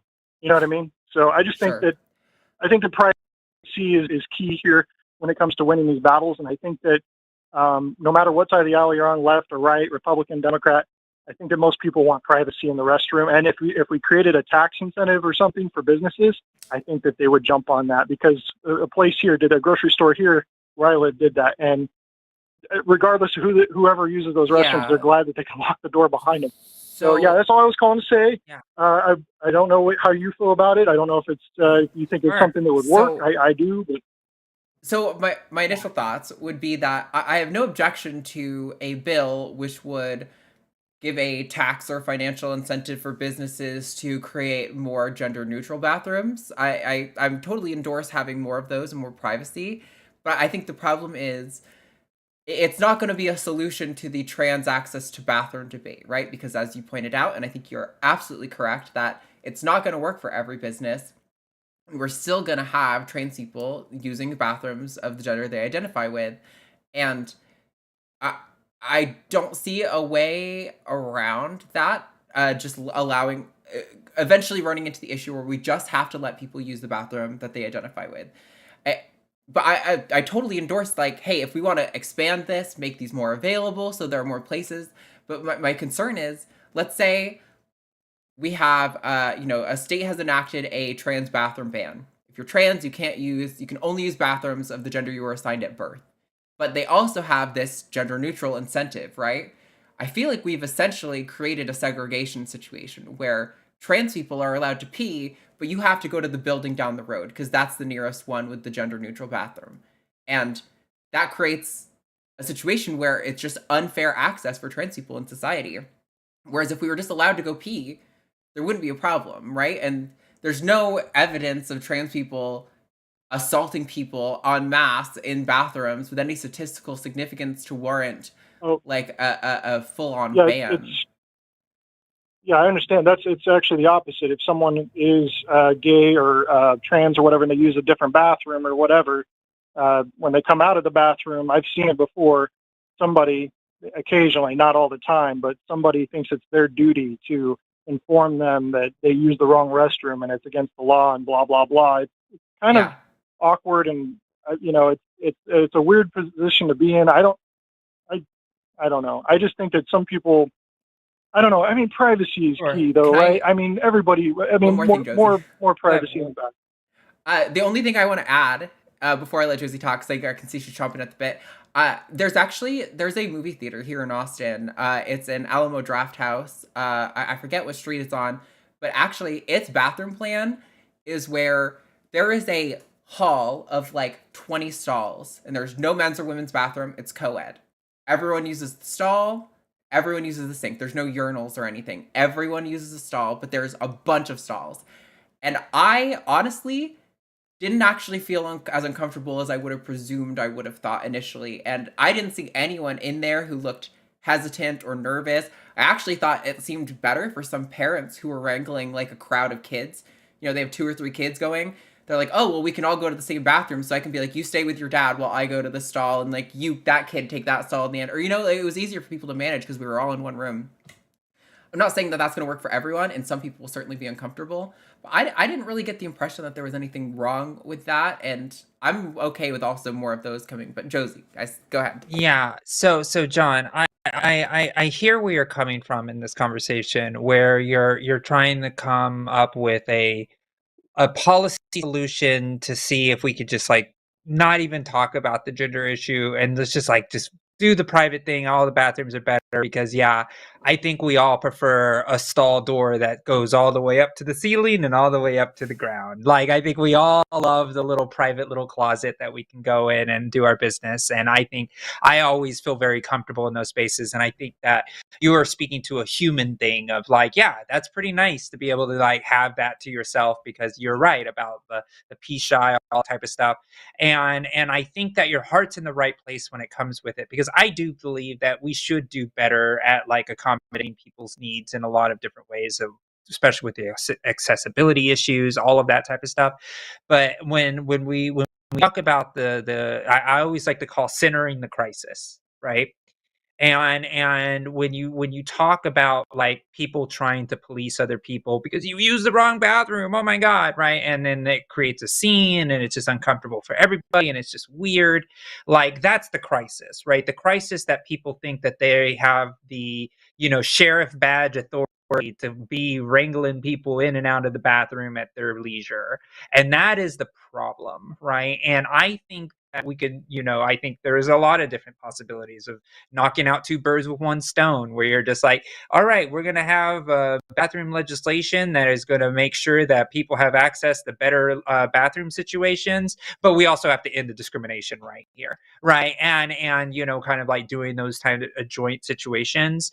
But right now we are at a point where people feel empowered to do their trans investigations, to cause a scene in workplaces and places of business, where this scene wouldn't be that way if there wasn't like a political motivation to do so, where people feel empowered to be this way. And I think that, barring what you said with the whole bathroom thing, sure. But right now, the real problem is that there's still people in this world that think it's their right and prerogative to police people's bathrooms when they're just going to pee, right? And I think that's really what it comes down to. But yeah, I wish we had the ability to retrofit every bathroom to be way cooler and way nicer. But there's always be those stalls on the freeway that nobody knows, those rest stops that are a little seedy, but you gotta go pee and you gotta go in there and do it quick and try to get out of there. But no, I hear where you're coming from, but I think we still need to center the crisis and make sure that people aren't being discriminated just because of who they are and who they're perceived to be.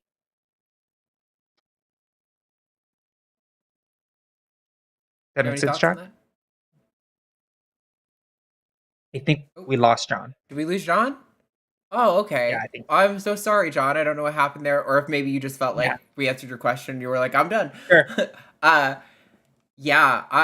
I had something else I was gonna add on to the conversation, but I am. Oh, right. I was gonna say the reality too. What's so disappointing with the bathroom stuff is how like normal my experiences in the restroom have been, like comparatively, like somebody mentioned Buc-ee's. If you're waiting in the Buc-ee's line, every time I do, a woman stops and turns around and talks to me while we wait, and then nobody complains. And Yeah. I stopped at one on the freeway like last month, and this woman asked me for help because her door was like stuck or whatever, right? And so, like, I don't know. In my experience, bathrooms are not even a problem, and I don't even know that legislation is needed in any way, shape, or form. I think honestly, way more legislation is needed for accessibility for like disabilities in bathrooms than probably there is any need for legislation Yeah. regarding trans people, aside from just to like put it to rest. Because Jesus Christ, I just Yeah. need to fucking pee, you know? Exactly. Anyway, thanks, John. I appreciate you calling in, even though you already dropped. I hope you have a lovely day. All right, up next, we're going to Yeah. take Julie. Your pronouns are she, her in California. Julie, this is the line. You're live on Transatlantic. What's going on? Hey, Josie. Hey, Arden. So I have a question, but Go ahead. hello, can you hear me? Yep. No, now Yeah, we can hear you. there we Yeah. go. Okay. Hey, Josie and Arden. So it's a pleasure to speak to you guys again. And I actually have a question, but I have an ulterior motive for it. So today, the movie I Saw the TV Glow comes out in wide release from trans non-binary filmmaker Jane Schoenbrunn. And those of us who have seen it for the last 2 weeks in limited release have just not been able to get it out of our heads. This is a movie that was like unapologetically made through a trans lens. And Jane has said consistently that this movie was made for trans people and is the most vivid portrayal of what dysphoria feels like on screen that I've ever seen. It's honestly a gift to the trans community. And Wow. I just want to give a very big recommendation. So if you have it near you, if it's playing at any of your local cinemas, go see it. It will change your life. Like What's the it's title very, again, very Julie? clearly.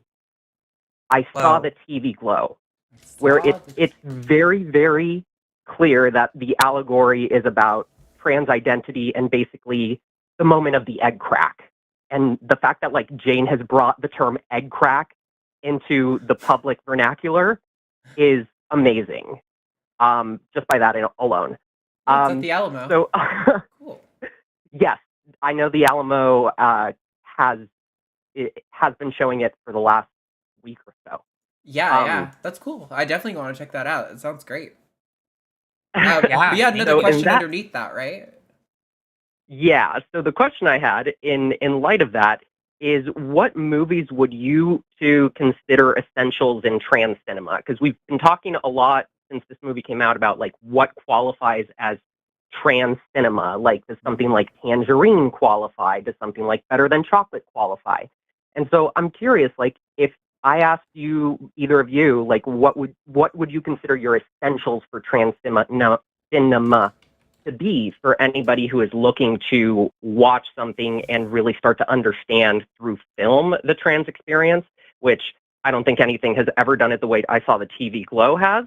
But curious, like, what have you resonated with in the past? So it's not a movie, but it's Pose. It's a show. Fuck you, Josie. Pose. I know. I said the right. I stole it first. Besides, Angelica's my friend. Okay, I'm personal friends with Candy. Okay. Anyways, it's great because it really shows the portrayal of where we come from, especially with ballroom culture the hardships that are where our community comes from.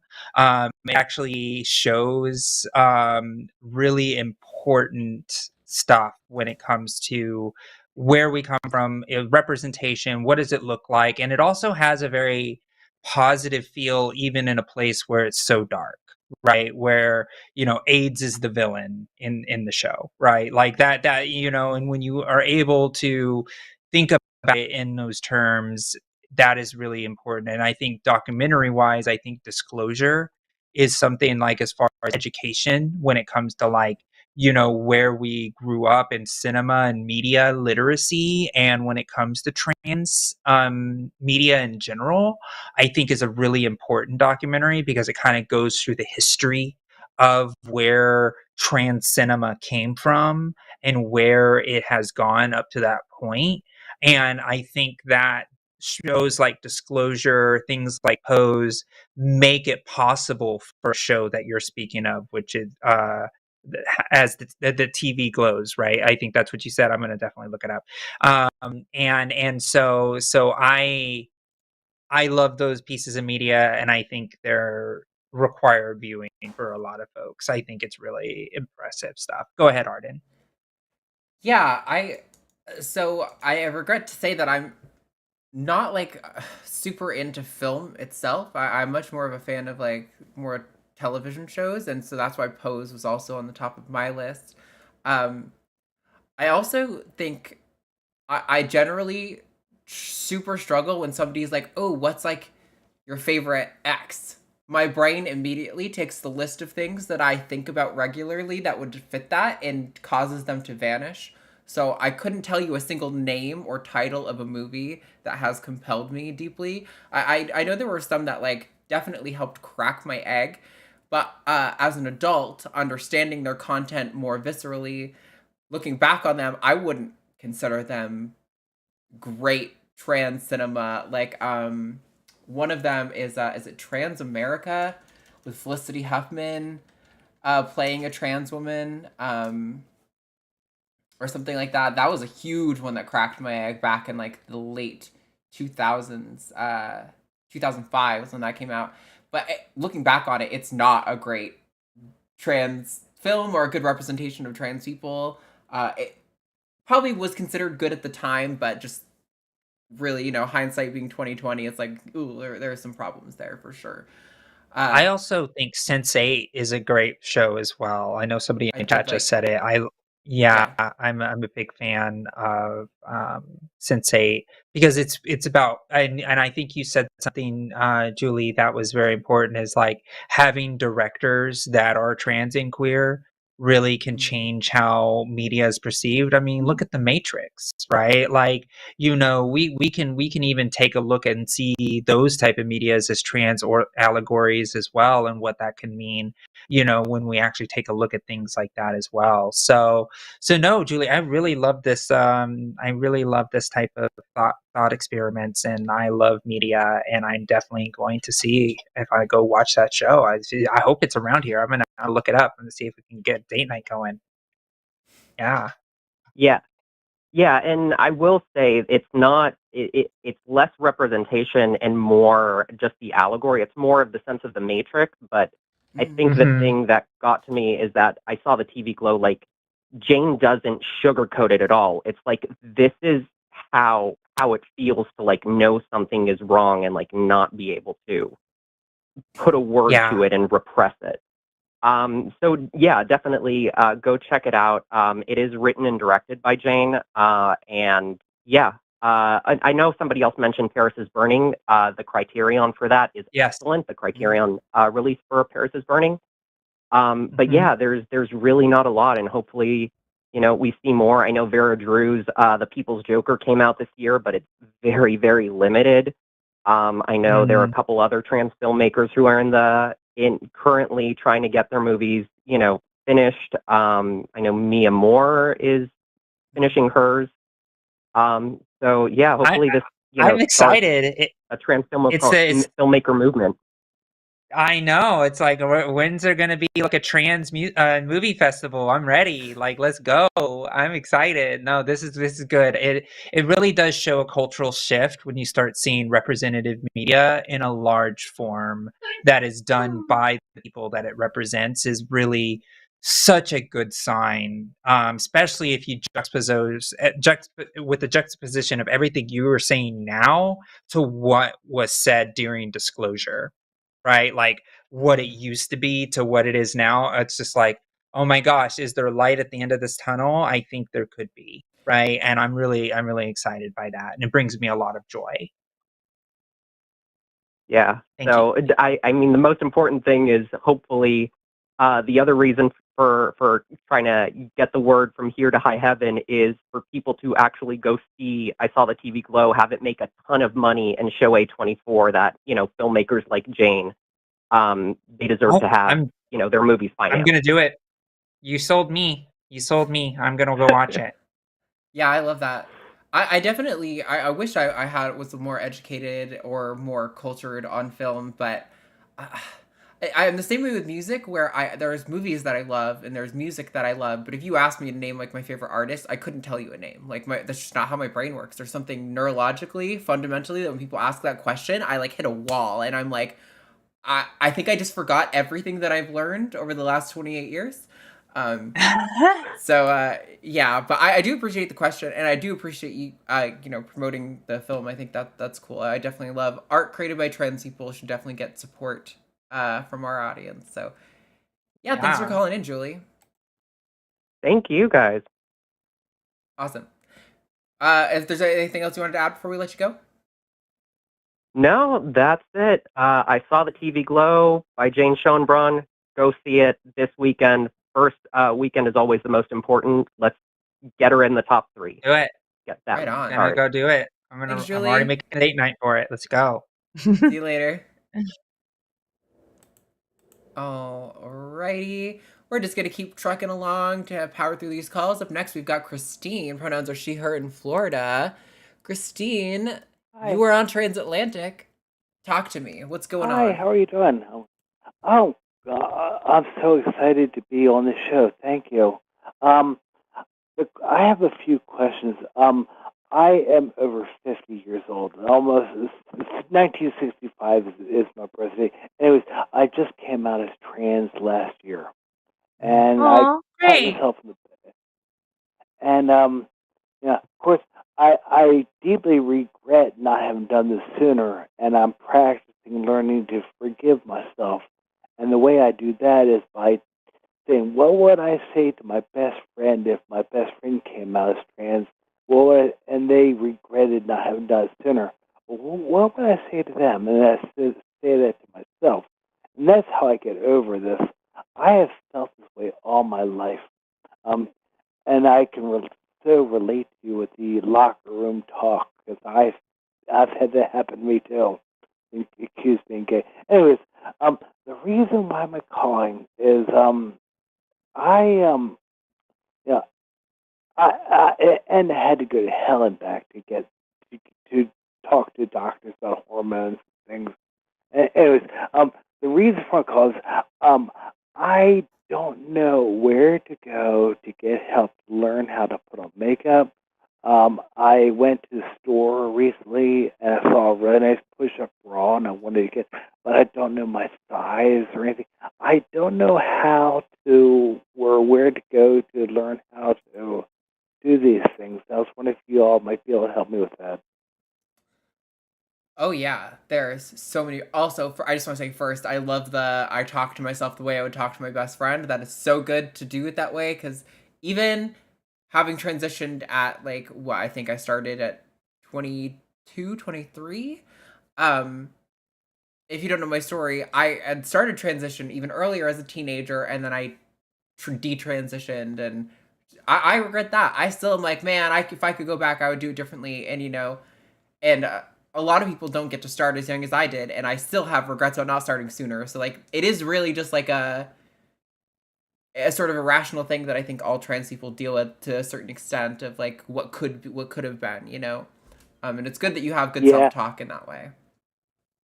Yeah, I, yeah. Oh, one of the things is that I am an alcoholic and an addict, drug addict, and I've been clean and sober for over 34 years.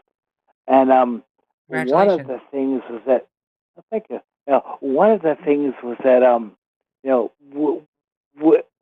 when before I got sober, I was like, when I am either going to get the courage to transition, or I'm going to meet the right girl, and my desire to transition is going to go away.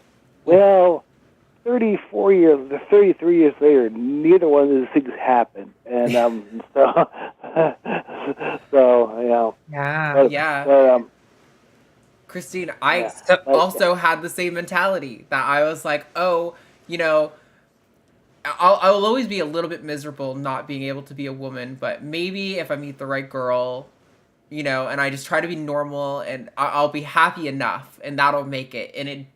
I'll tell you, I had a long relationship in that regard, 3 years long. It wasn't good for either of us. It wasn't right for either of us, it's all those hypotheticals and it never really, and like yeah, you said, you just don't stop being trans. yeah. It's not how it works, for I better or worse. back in the mid yeah, back in the mid '90s, I met a woman, and she is my ex-girlfriend, but she's my best friend now.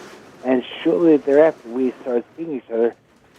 She picked up on my gender identity, and she got me to actually admit that I'm a woman, and she got helped me with the courage to go down. I lived in Cocoa Beach at the time. We went to Coral Springs to see a doctor, but at the time yeah. this was '95, and this was $185 an hour plus. Then I had to go to $2,500 to see a doctor for hormones and just tons and tons and tons of hoops and red tape.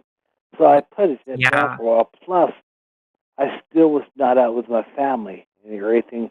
About a year ago, I started to call myself Christine full time, and that's what I do all the time now. And I Yeah. cannot worry about what other people think of me because I That's used to be right. very self conscious.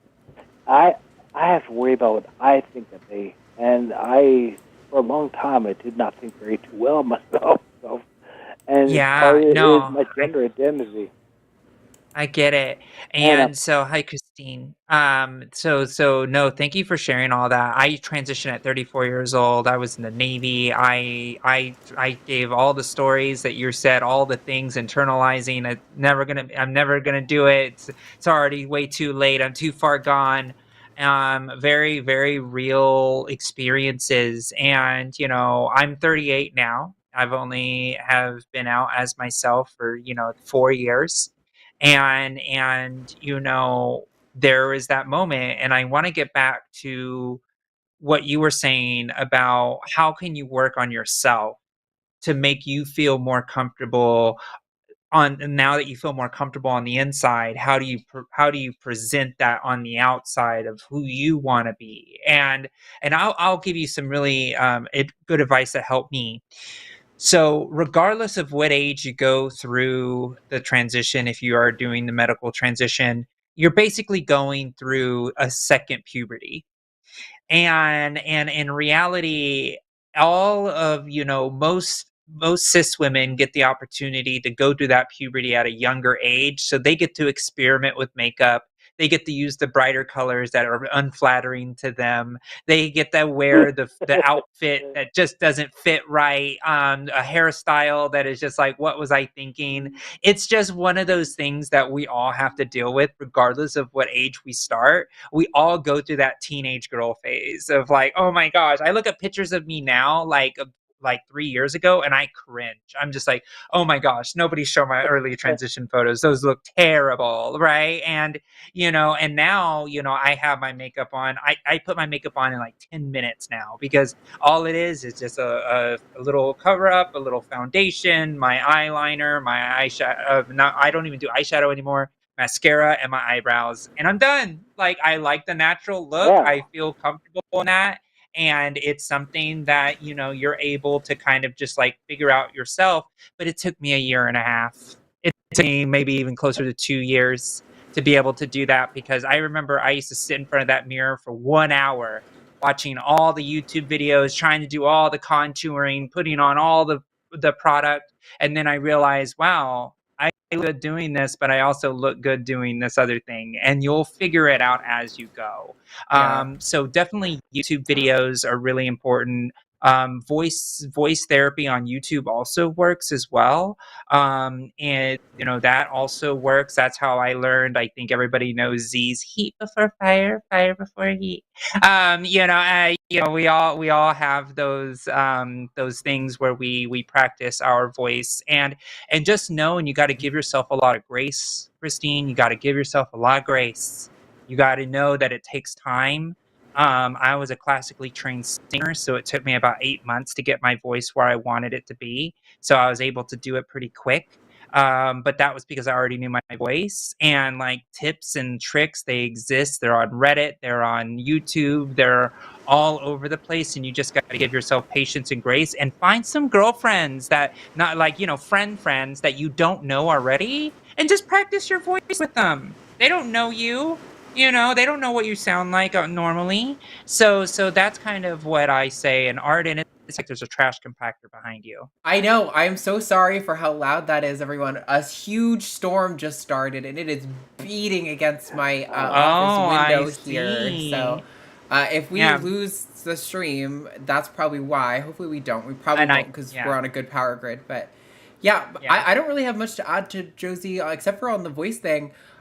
Also, I was a trained singer, so that's kind of cool. I didn't know that about you. Oh my god. But my way that I trained my voice was that I would drive around and I would listen to the radio, and I would try to find a woman's voice who I thought, like, that sounds kind of close to my voice already, and that's kind of where I'm aiming for, and I would try to mimic to, like, exactly how she sounded, right? And a lot of people, when they're starting to do this, they feel icky with themselves. Like, oh, but that's fake. That's not going to be my real voice. But that's not how voices work. This is how kids learn. They listen, they mimic, and then they adapt those traits into their own natural voice. And what I would do is I would practice this voice by mimicking, right? And then I would think, okay, how could I make my own sentence using this? And what I would do is I would test it by going through a drive-thru. I would pull up and I would do my best to order my food in that new voice that I just practiced. Because in my eyes, this person gives no fucks. If I sound ridiculous or if I sound like a man, they don't care. They're working, probably a minimum wage job, and they're just like, please just take your burger and go. And so I always thought that was a really good place to test it, because I'm never going to see that person again. And so, like, there's no sweat off my back if they think I'm weird or they don't like my voice or whatever. That was what I did, and that worked for me. I'm pretty happy with where my voice is at, but it's crazy. You'll be really impressed with how, as you train your voice, over time, suddenly your resting voice will just change. And then you'll be like, I actually have to work to get to where I used to be, and this is just how my voice comes out naturally now. It definitely can have a lot of impact. And the only other thing I'll add is that pitch doesn't matter as much as inflection. Where that resonance is coming from, where you're putting that resonance, and like the fluctuations in your voice matter so much more than pitch. A lot of people will kind of aim for being as high pitched as they can because they think that sounds feminine, but that's not what makes a voice feminine. That's not it. Yeah, Christine, I always say this, and I'll give you one tip that I always give everybody starting out in this. Like, when you swallow, how like muscles in your throat kind of go up? And, when you swallow, if you hold the swallow, like I say, you hold it. I call it putting it on the top shelf, like you're putting everything on the top shelf, and just hold it there without even making a sound. And just hold it there as long as you can until it starts to hurt. Then when it hurts, stop and rest your voice. Just do that and remember it. I call it, it's like voice kegels. It's just like you just hold it there. You hold it there and hold it there, and eventually over time you start to have that control, and that's what's going to have the deepest impact on your resonance, because then your muscles get so strong of like putting that up there at the top of like that top of that swallow, where it's second nature, and eventually that's when your voice kind of just settles exactly where you want it to be naturally. So it's gonna feel sore at first for a while, but you got to remember to do it when you're sitting there typing, when you're thinking about it. It's like, oh, I need to raise my larynx. That's what they call it, raising the larynx. You just raise it up and hold it there, hold it there, and eventually, over time, over the months, you'll get stronger and stronger and stronger, and then eventually you'll just be able to hold it, and you'll be like, "Oh, I sound great. Okay, this works." Well, thank you. I appreciate that.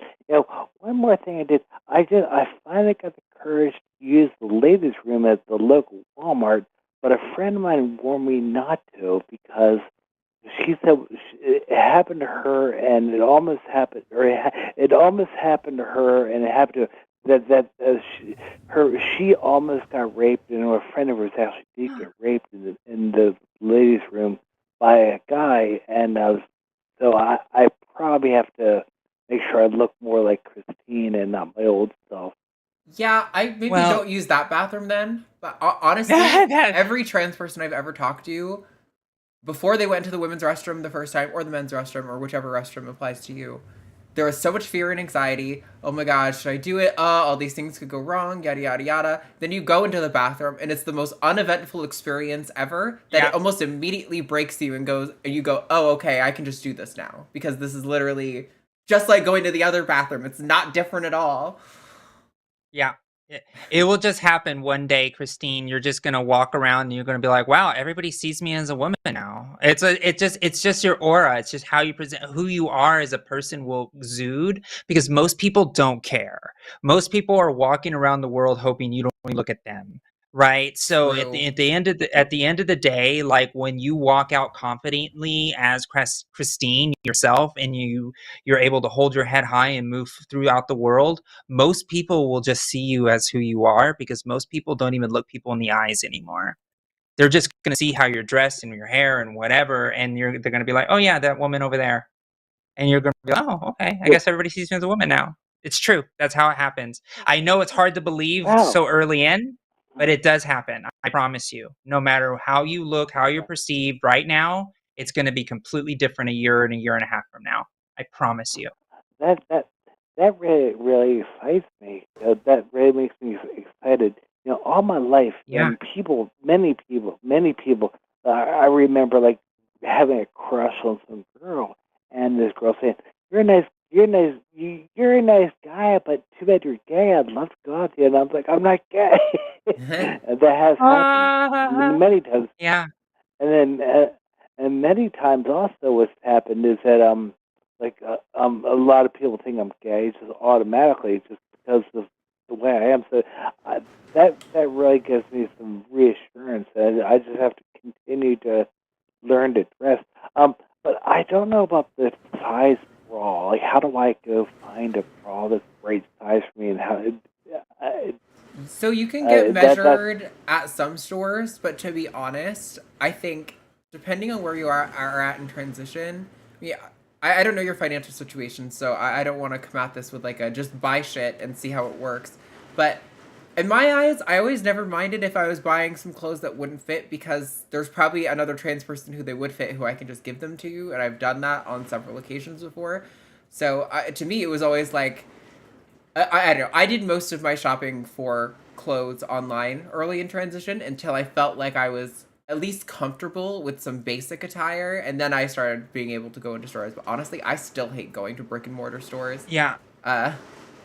Christine, when it comes to bras early in your transition, you're probably so early still that your HRT hasn't even kicked in where it's kicking in at, right? It's a long process.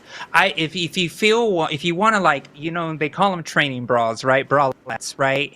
Like, they don't have a full size to them. You just find one that fits comfortably and snugly around you. It will eventually start filling in, and then you will know when it's time to get a bra.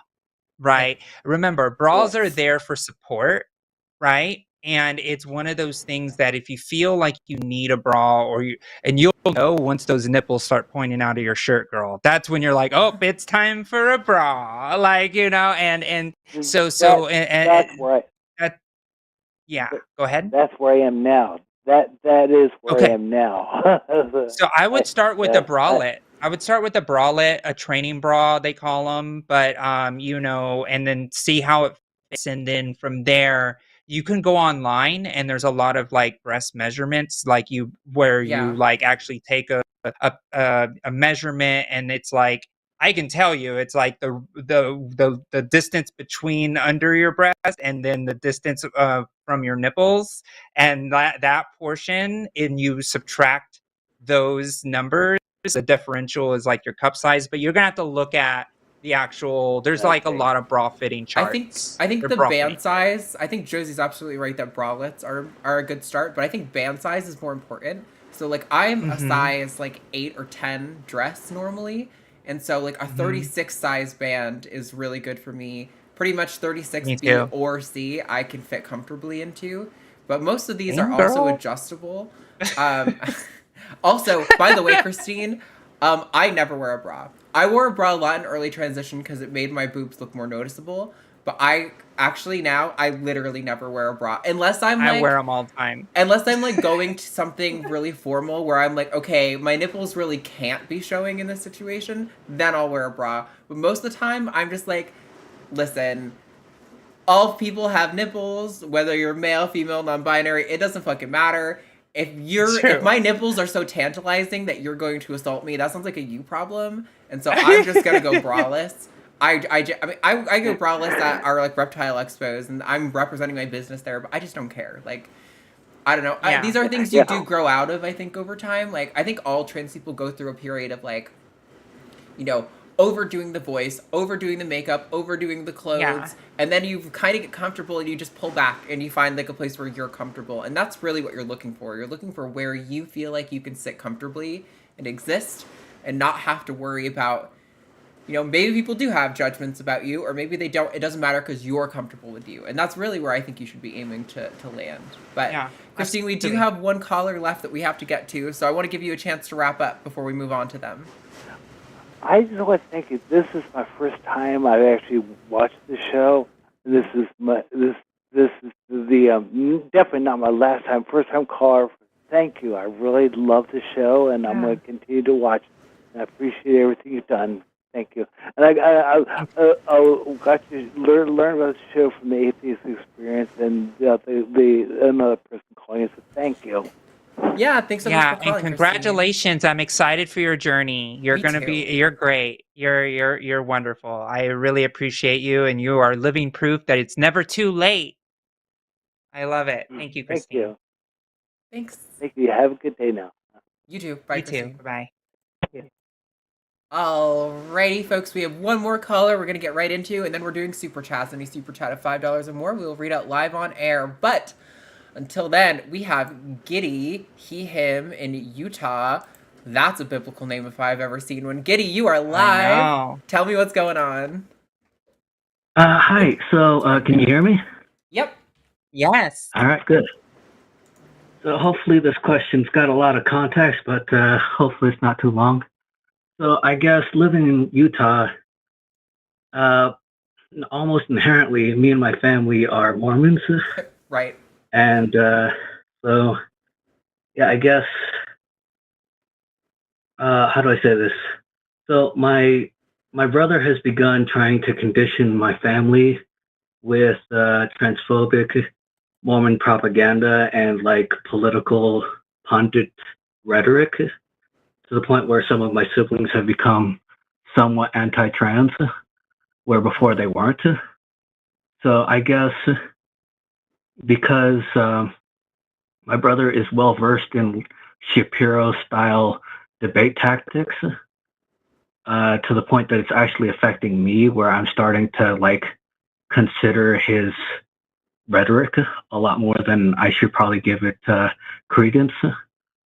And explaining the science to him hasn't worked, as he says that his science and his research is different from and more objectively sound than mine.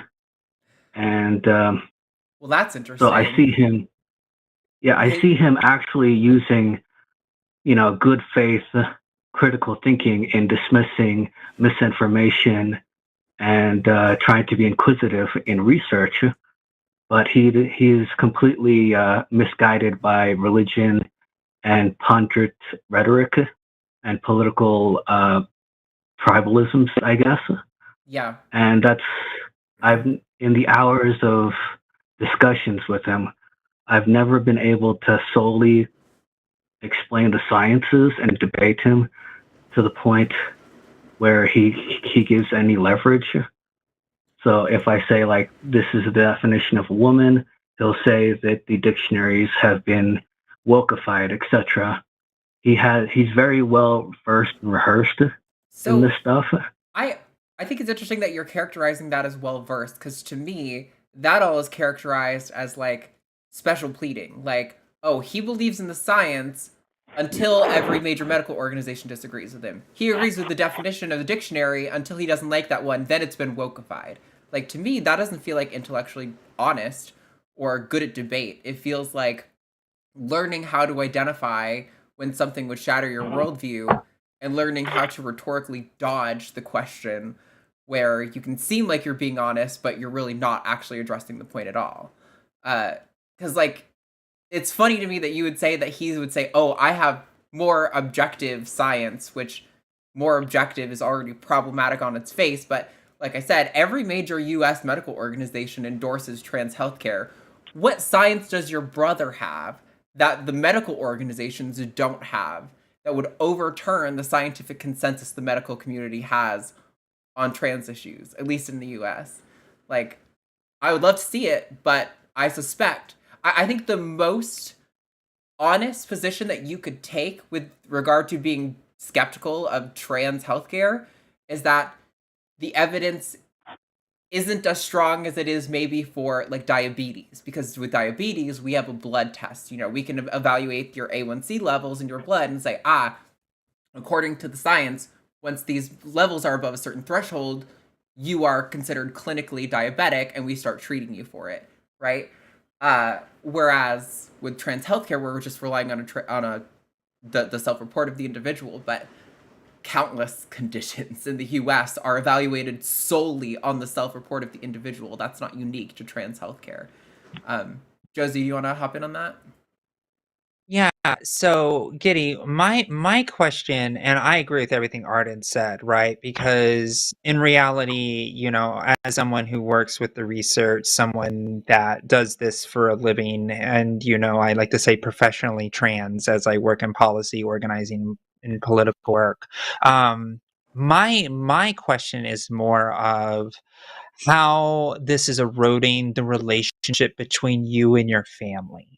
And I like to look at it more at a root cause of the fact that he's using these arguments and your family. So I just want a little more context. Is your family believing your brother because of these arguments, or are they finding these arguments compelling to be against your transition? Because like when I look at your call screen, it says his leanings on religion to justify transphobia, and I want to key in on there. So is arguments that he's making beyond the science and trying to appeal to a faith-based argument, and your family is buying that faith-based argument, or is it the science that they're buying into? I think that's a really good distinction of how we can start about making sure that your family is accepting of you as a human.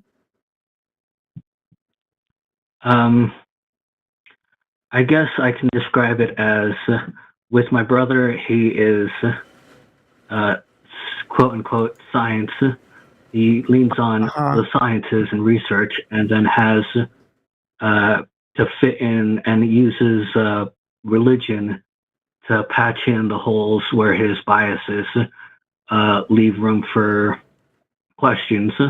And when it comes to my sorry, go on. No, I was going to ask about your family and how that intrudes in your family's relationship with you and who you are. So with my family, it's as far as I'm aware, like the few times that this has happened, it's not so much that they are believing in transphobic rhetoric. It's more so that when he brings it up, he sells the negative emotions well and riles them up especially considering that many in my family are heavy in sports. So he'll bring up trans women in sports, and I see. addresses it in a way that is very antagonistic. But I don't think they inherently believe. I think they're just sold on emotion before logic. Well, I think that seems I don't like know it if was that going to answered be. the question. Say again. I'm sorry. Sorry, I don't know if that actually answered the question. Oh, I think it does get us a good picture of your family dynamic. I mean, I think if they're Mormon, there's already a. I mean, no offense if you're also Mormon, but there is already going to be a problem with how they're applying logic, right? So it doesn't surprise me that emotional arguments are going to be more compelling than maybe necessarily the most reasonable ones. But Josie, sorry, Yeah. go ahead. Yeah, I know. So thank you for more of that Giddy for the context there, because I think it's very important to realize that when you're talking about it's really easy, and I know I used to fall victim to this early in my life, especially in my college days. I was in speech and debate. I won medals, and I was like a debate queen, right? I love debate. I love getting into the logic and analytical side of things. But I would actually say, rather than getting lost in the sauce with these with these debates where your brother tends to try to lean and use, and when I hear somebody say Ben Shapiro tactics, I think about steamrolling. I think about, like, it's like I'm going to talk at really fast and say a bunch of stuff really quick, so you can't address all of my arguments, so therefore I sound right because You're gish you're gallop. stumbling or whatever. Yeah, gish galloping. Thank you. That's exactly what it is.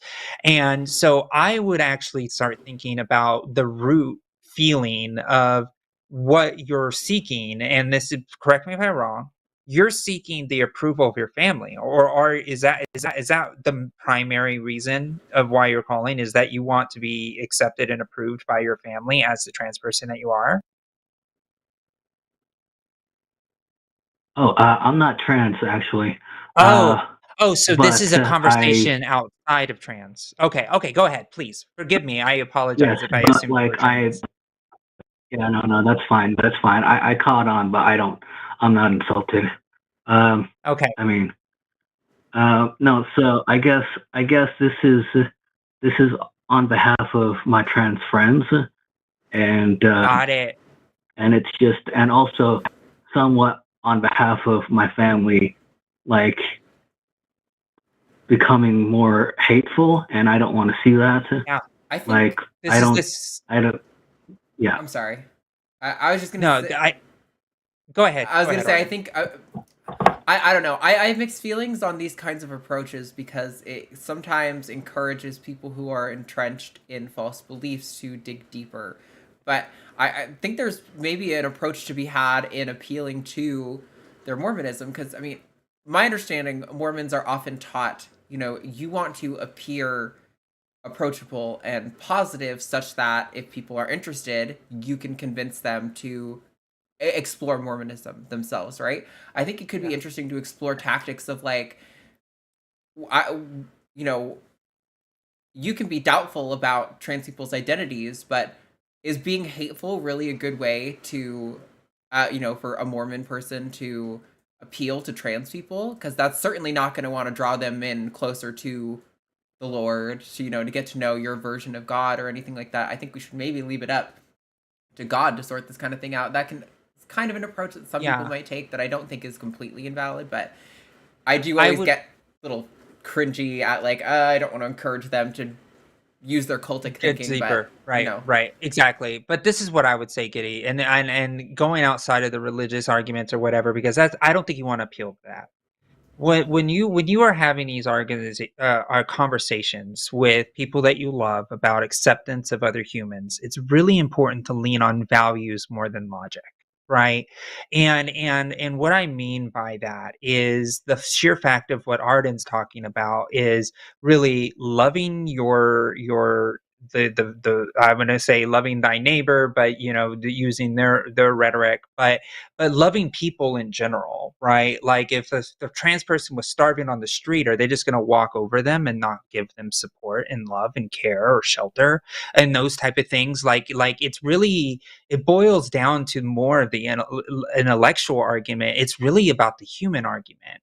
right? Of allowing people to be who they are, making sure that if people have, like, if you were listening to the beginning of the call about sports, for example, when I was having that conversation about the values, it's about, don't you believe that people should have access to play sports and like be able to have that access to that very positive outlet of camaraderie, exercise, social, physical, mental, all the things that are associated with sports, right? Let's talk about inclusion rather than exclusion, right? Because when you start talking about adding more humans to the ability to have access to the basic human dignity to be able to participate in sports regardless of their identity, I think that weighs heavier if somebody leans on caring for one another, right?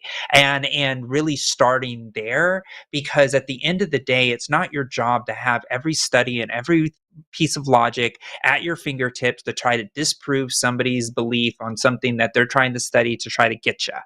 Right? At the end of the day, this is a human argument. This is about somebody's humanity. This is about making sure somebody has the right to be able to exist, making sure somebody has the right to basic access like bathrooms, making sure people have basic access to medical care, basic access to sports and ability to communicate with their friends and participate.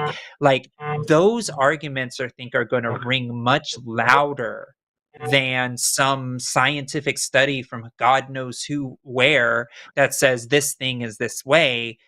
Appeal to the humanity of it.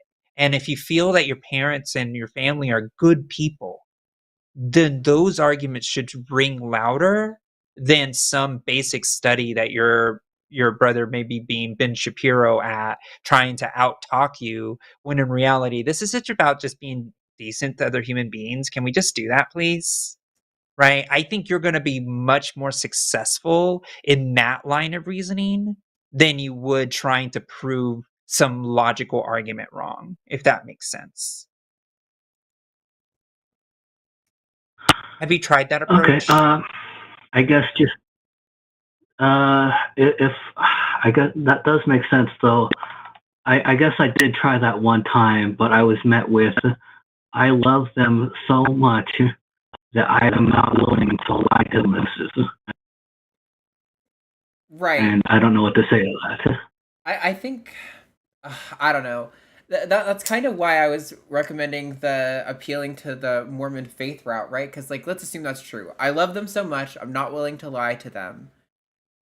But Mormons are obligated, in some sense, to evangelize, to convince people to come to Mormonism. And nothing about how your brother's acting is going to convince any trans person who's not already growing up in the Mormon church to want to become a Mormon, right? They're going to be like, that place is explicitly hostile towards me, clearly, if they heard him speak. So I think he would have to reconcile with how his stated intentions to, help or to want to I just have to be honest with them because that's like the right thing to do or whatever, is clearly completely at odds with like the most existential right thing that he could do, which is lead them towards Christ or towards God or whatever.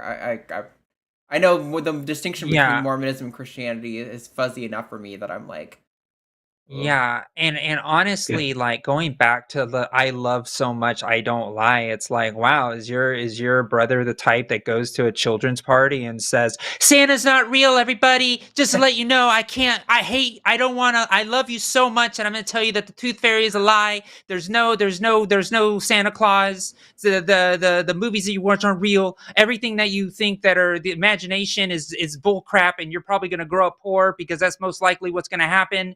Like, it's like, that is such a silly line of reasoning. And like, would you also tell like a child of like cancer and being like, well, the doctor said this kid's got a 99% chance of dying. So you're just going to go, hey kid, I know you have hope, but you know what? You're going to die.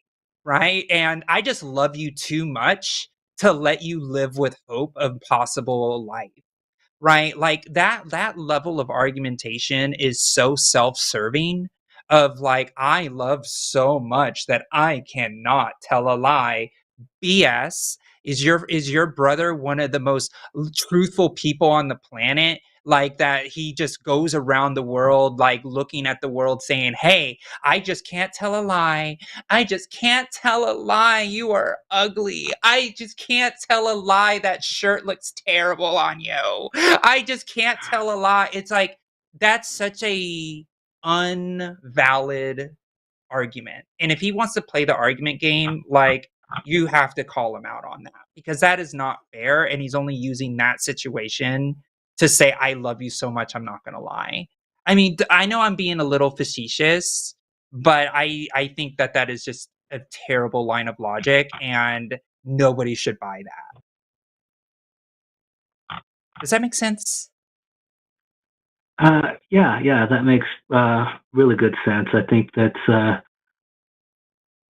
I think I'm content with what I've heard. Thank you very much. Yeah, best of Yeah, luck, thanks, Giddy. Giddy. If you use some of these tactics and you want to like call back and give us a sense of like, you know, maybe which ones worked, which ones didn't, I would love to hear that, because when I do people ask too. us for personal advice about like things like this with their family, it's hard. I try to tread carefully, because obviously like your situation's unique. You know your family better than I do, and you're only calling in to give us a snapshot of what's going on. So it's like there's so many elements that we can't really account for and when we're giving advice, and I'd like to know what works and what doesn't. So do give us a call Yeah. back if you find the chance to apply any of this, and let us know how it goes. Yeah, we'll do. Also, if I may say, thank you. I watched this show, and it has given me a lot of useful crises of faith, and it's kept me. How do I say this?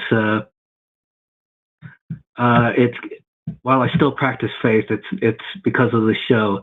It is not a blind faith. Sure. So thank Well, I you. Great. You should appreciate call that in we've- sometime about that too. Yeah, I We would know. love It'd be to- interesting. yeah. Can't Yeah, help that's wanting to great. inquire about the religion, but we'll let you go. Thank you so much, Giddy, for calling. We really Yes. appreciate it. Have a wonderful day. All right. We'll do. Bye. Bye. Bye. Alrighty. We're gonna move on to super chats, but I have to tell you guys, I have to pee so bad, it's not even funny. So I'm gonna put a one up on Josie if you don't mind vamping for like 2 minutes before I don't mind vamp. Oh, okay, alright. Vamping. One up on vamping, Josie. Vamping. Hi everybody, how are you? I have been watching the chat. I can see you, just to let you know.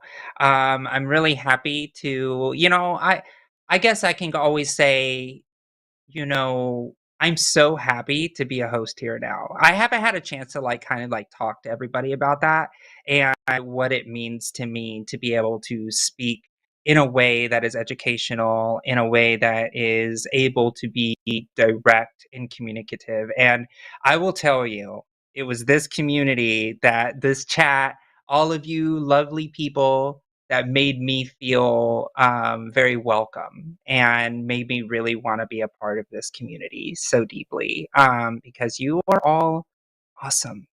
You are all incredibly awesome. And I think that, all of us together with the shared knowledge that we share with each other is incredibly powerful, for spreading the message of making sure that people have the dignity to live who they are and who they are. And it's a lot of fun. It's a lot of fun. So you're going to be seeing me a lot more. It's so great. I'm so excited about it. And the research and everything that I do is coming soon. But Arden, wow, that was incredibly fast.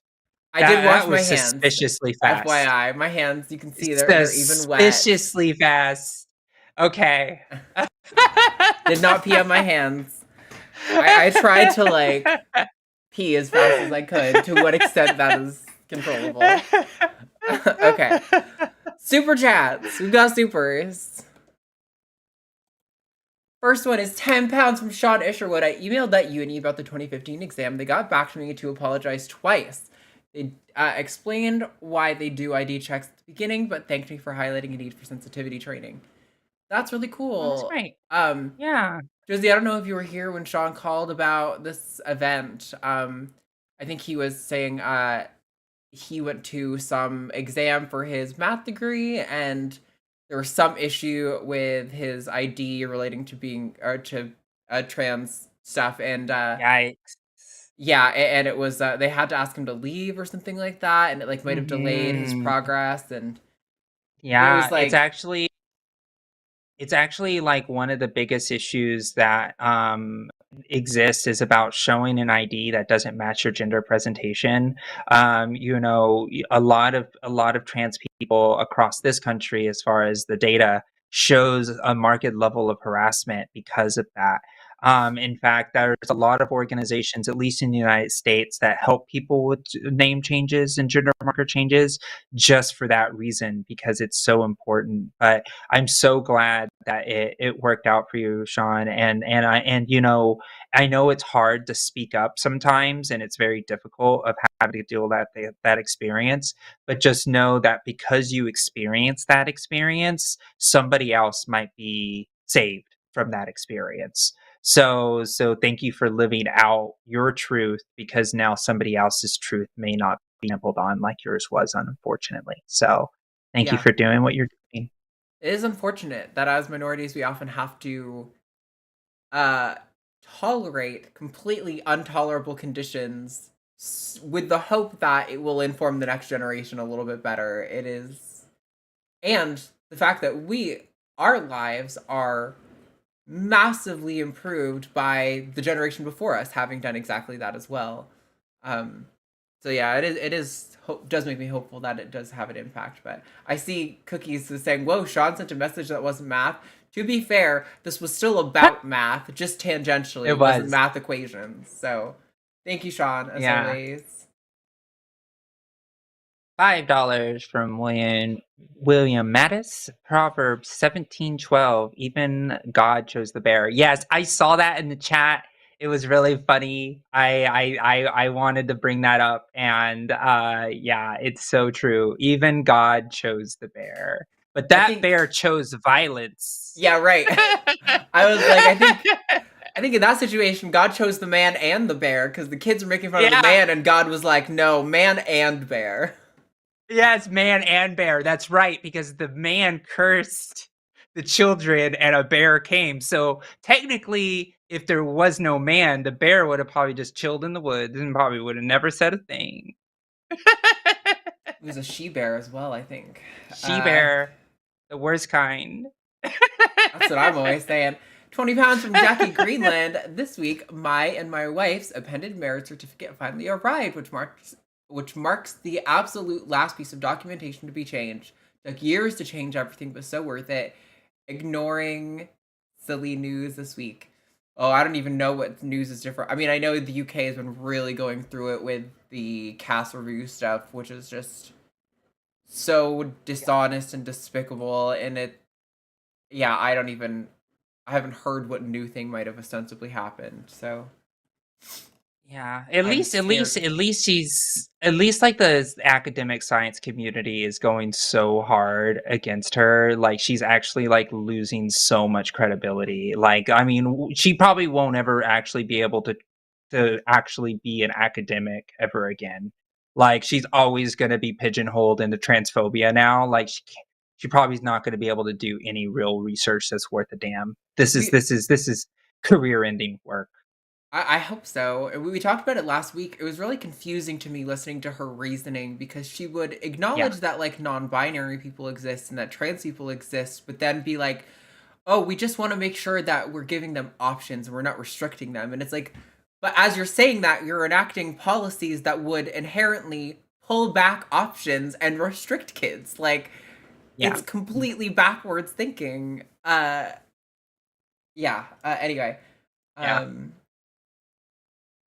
$4.99 from I'm Chakuaski. Patriarchy is greater than patriarchy. I agree. Patriarchy is definitely, I love paws and scales. I do. Paws are cuties. We've got $5 from Alyssa Nguyen. People with gender critical beliefs shouldn't receive any validation, not even for parking. And the fallout from validation would be disastrous. Hashtag DAF. I'm not sure if I know what hashtag DAF. DAF. I like, this is my other nuclear engineering sister here, and I don't know I don't know what death is.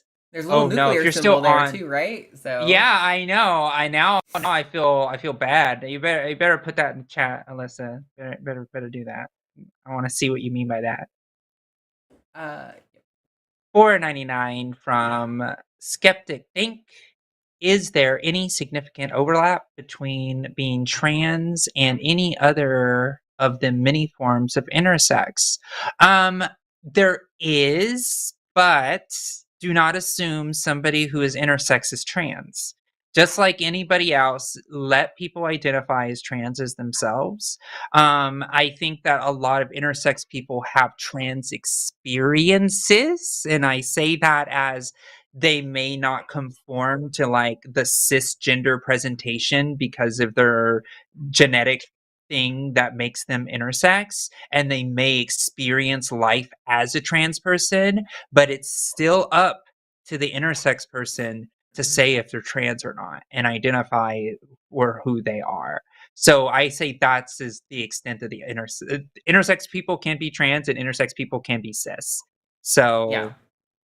I think it's interesting because a lot of intersex conditions, I think the more common ones are actually such that a lot of people don't discover until they find out that they're infertile when they want to have children as adults. So, like, they can live their entire life with a valid presumption that they are cisgender, and they can still be cisgender after they find out. But my point is that, like, some forms of intersex are so mild on their effect, like Klinefelter syndrome, a lot of people, there are some effects physically, like taller height, or like sometimes it can affect your like learning ability a little bit, but a lot of people are otherwise they would never notice anything about their life being different. I think androgen insensitivity can be like that too. The thing that might cue in is when like a girl isn't having her period at a young age and things like that. So yeah, it can be insidious. Sounds wrong because that seems like it implies something negative about it, but like it can hide itself. Intersex conditions. Yeah, absolutely.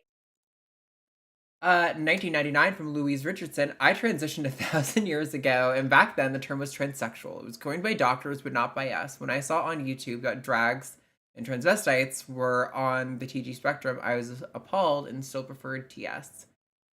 Yeah, I've also wrestled with not for the reasoning you presented here, but thinking that transsexual seems to me to be more accurate to what I feel like I'm doing. Like, I don't feel like I'm transing my gender. I feel like I'm transing my sex. Like, my gender was static the whole time, and that I am changing my sex characteristics. So transsexual feels like it makes more sense to me, but not for the reason you're presenting here. I don't even think all drag queens or transvestites would consider themselves part of the transgender spectrum, but I think it's more of like some of them kind of are, and so we like make room for them under the umbrella, but it's kind of like Josie was saying with intersex people, a self-ID situation. Yeah, and you know, one of the things that I think we all need, I think as a trans community across all generations, just need to chill out a little bit about how people present the words that they use. And the fact is, over the spectrum of time of like our trans elders' experience is much different on how transsexual is used as a term of endearment for them because they live if and thinking about how now there are trans folks that prefer and only prefer transgender trying to lecture older folks on how they should be identifying themselves. I just want everybody to take a step back and think about it. If you identified as transgender and then 25 years later, Gen Alpha are like, hey, you're using transgender? That is so insensitive. It's just trans. How dare you say transgender? And you would be like, whoa, whoa, whoa, whoa, hold on. And you know, and I think this speaks to a huge thing that doesn't get talked about a lot in our community as trans people. We have been dealt in a massive amount of intergenerational trauma where we do not have a lot of trans elders because they didn't survive. They didn't survive because of a lot of reasons due to violence, AIDS, many other things that were, you know, systemic violence. They were in the closet because they had to, because of it was a sense of survival and communicate with their family.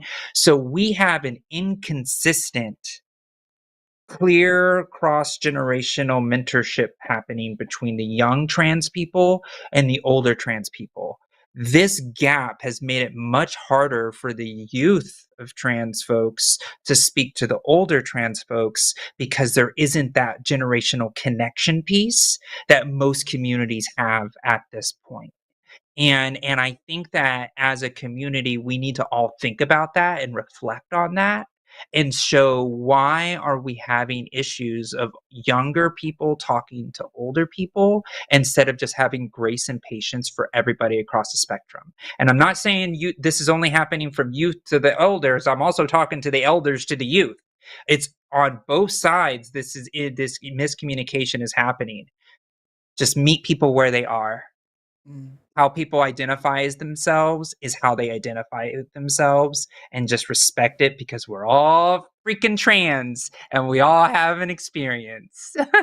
Yeah, that's such a good point. And on like another point, like the fact that someone else might use the same label as you doesn't necessarily mean they're using it in the same way, or like it doesn't say necessarily anything about you. So I think it's interesting to be to take issue with like a term because somebody else in the group who also uses the term might be different than you, you know? Absolutely. And I see Louisa also in chat said that she prefers transgender as a gentler term created by trans people. Absolutely. Right. And Yeah. I think how we all adopt that language is, I think how we identify with language, and especially in the queer community, as somebody who does dabble in a lot of queer research, our language changes every 5 years. Like there's a Right. new term that's going to show up 5 years and we're going to be like, what, when did that start? And and I think that's what's the beauty of our community, is that words change and evolve so quickly, and we just got to embrace it. Just be proud that we're able to identify ourselves more precisely as the years go on. I think also, Josie, you touched on like, oh, trans is the right term, not transgender. Honestly, that is genuinely the position that I would almost never call myself transgender. I almost always say trans because I think transsexual feels more accurate to me, but it carries baggage that I don't want. And transgender feels like it doesn't really describe to me what I'm thinking of. So I just feel like trans is better because it eliminates the second word debate, and we can all agree on the trans part, you know? So it's like, and trans plays better to people who don't understand anything about transgender. And when it comes to like political messaging, trans works better. But again, right, our community is going to evolve the way it does, and just love everybody no matter how they say it. Yeah. I think this one's you. 5. Yeah. Is it? Yeah. Okay. €5 from Jonathan Brockett. When Mark was gearing up to ask his question, I was sitting there thinking, please don't talk about sports. Please don't talk about sports. I think Mark was good, though. I think it was a good conversation, but I definitely get the sentiment, Jonathan. I get it. Likewise. Yeah. We've got $5 from Bada. I work on a college campus in MS. Is that Masters of Science? And the recently passed SB 2753 has me kind of scared for my job. Is there any way I can actually fight this? Massachusetts.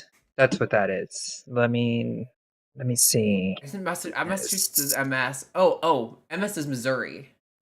Missouri. That's right. Give me 1 second here. Right. Let me see. Okay. So this is you can't talk about trans in schools. Public education. Yeah. Requires certain public education buildings to have exclusive male and female restrooms or single sex to create. Okay. So it's bathroom bill and facilities forcing Mississippi. Everyone's saying. Thank you. It's Mississippi. That's true. It is. I'm looking at Mississippi as I'm looking at this. I will say that it should have you worried. I think it's awful. Mississippi also has a really terrible Supreme Court, or like the appellate federal Supreme Court there is really not great. We're still fighting. We're still fighting, and a lot of these this is probably going to get stayed for a long time. It's going to be really hard to implement, and it's one of those things where just keep up the fight, always be vocal, And obviously, if you're not safe, then do what you need to do to be safe. But yes, we as a community are fighting to try to stop these pieces of legislation. Even legal action always makes me nervous in states like this, and this is why it sucks the position we're in politically right now, because like, man, sometimes taking this to court is risky because you risk locking in some sort of legal precedent that would be much more difficult to overturn.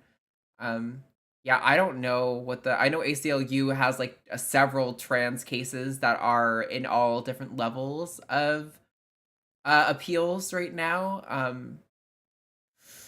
don't know. I don't know what the solution is. I think there's probably several organizations. I see Calacia in chat is mentioning Transgender Law Center. I'm sure there are organizations who could try to connect you to resources. I don't know what the best solution is though, but I'm sorry you're.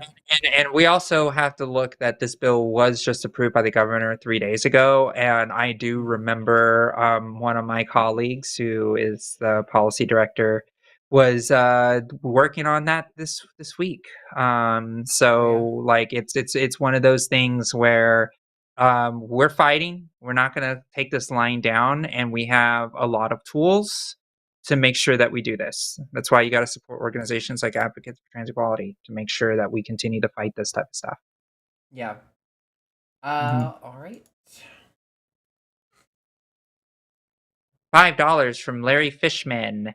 As an early transition woman, as an engineer, I'm very annoyed that there isn't a single standardized sizing system for bras or women's gear in general. I agree. Oh my gosh. I did not know that was going to happen. Like, you got to know what size you are for what brand you like. Yes. Like, I know I'm a size 8 in Banana Republic with like small bottom, medium top. Mm-hmm. And I now, just because I know it now so well, it's like Banana Republic is where I shop a lot. Yeah, it is frustrating that sizes can be so different. Like, normally a size 8 fits me, but every now and then I have to go up to a size 10 for an individual brand, and I'm like, I understand the pain of like the body image issues where you're like, my body literally hasn't changed, but the sizes make me feel like my body has changed, and that's it's such a mindfuck. It really is. Thank you, Larry. We've got $5 from Derwin Akins. Thanks for all the awesome work you do, and to Josie for the great research report you put out. So powerful and insightful. Thank you. $10 from Domestic. Early in transition, those willing to be out speaking, giving a voice to issues, seem to burn out and prefer just blending in. Thank you for giving an outline space for people who feel okay and safe. You know, I was just talking about. I talk to a lot of people. Like, I talk to hundreds of people in a given month. But I was just talking to a class that from Washington State. I was given a presentation and speaking about how I think a lot of young people or people who come out as trans kind of like take on like, I am now trans, I will now be professionally trans and speak on trans issues.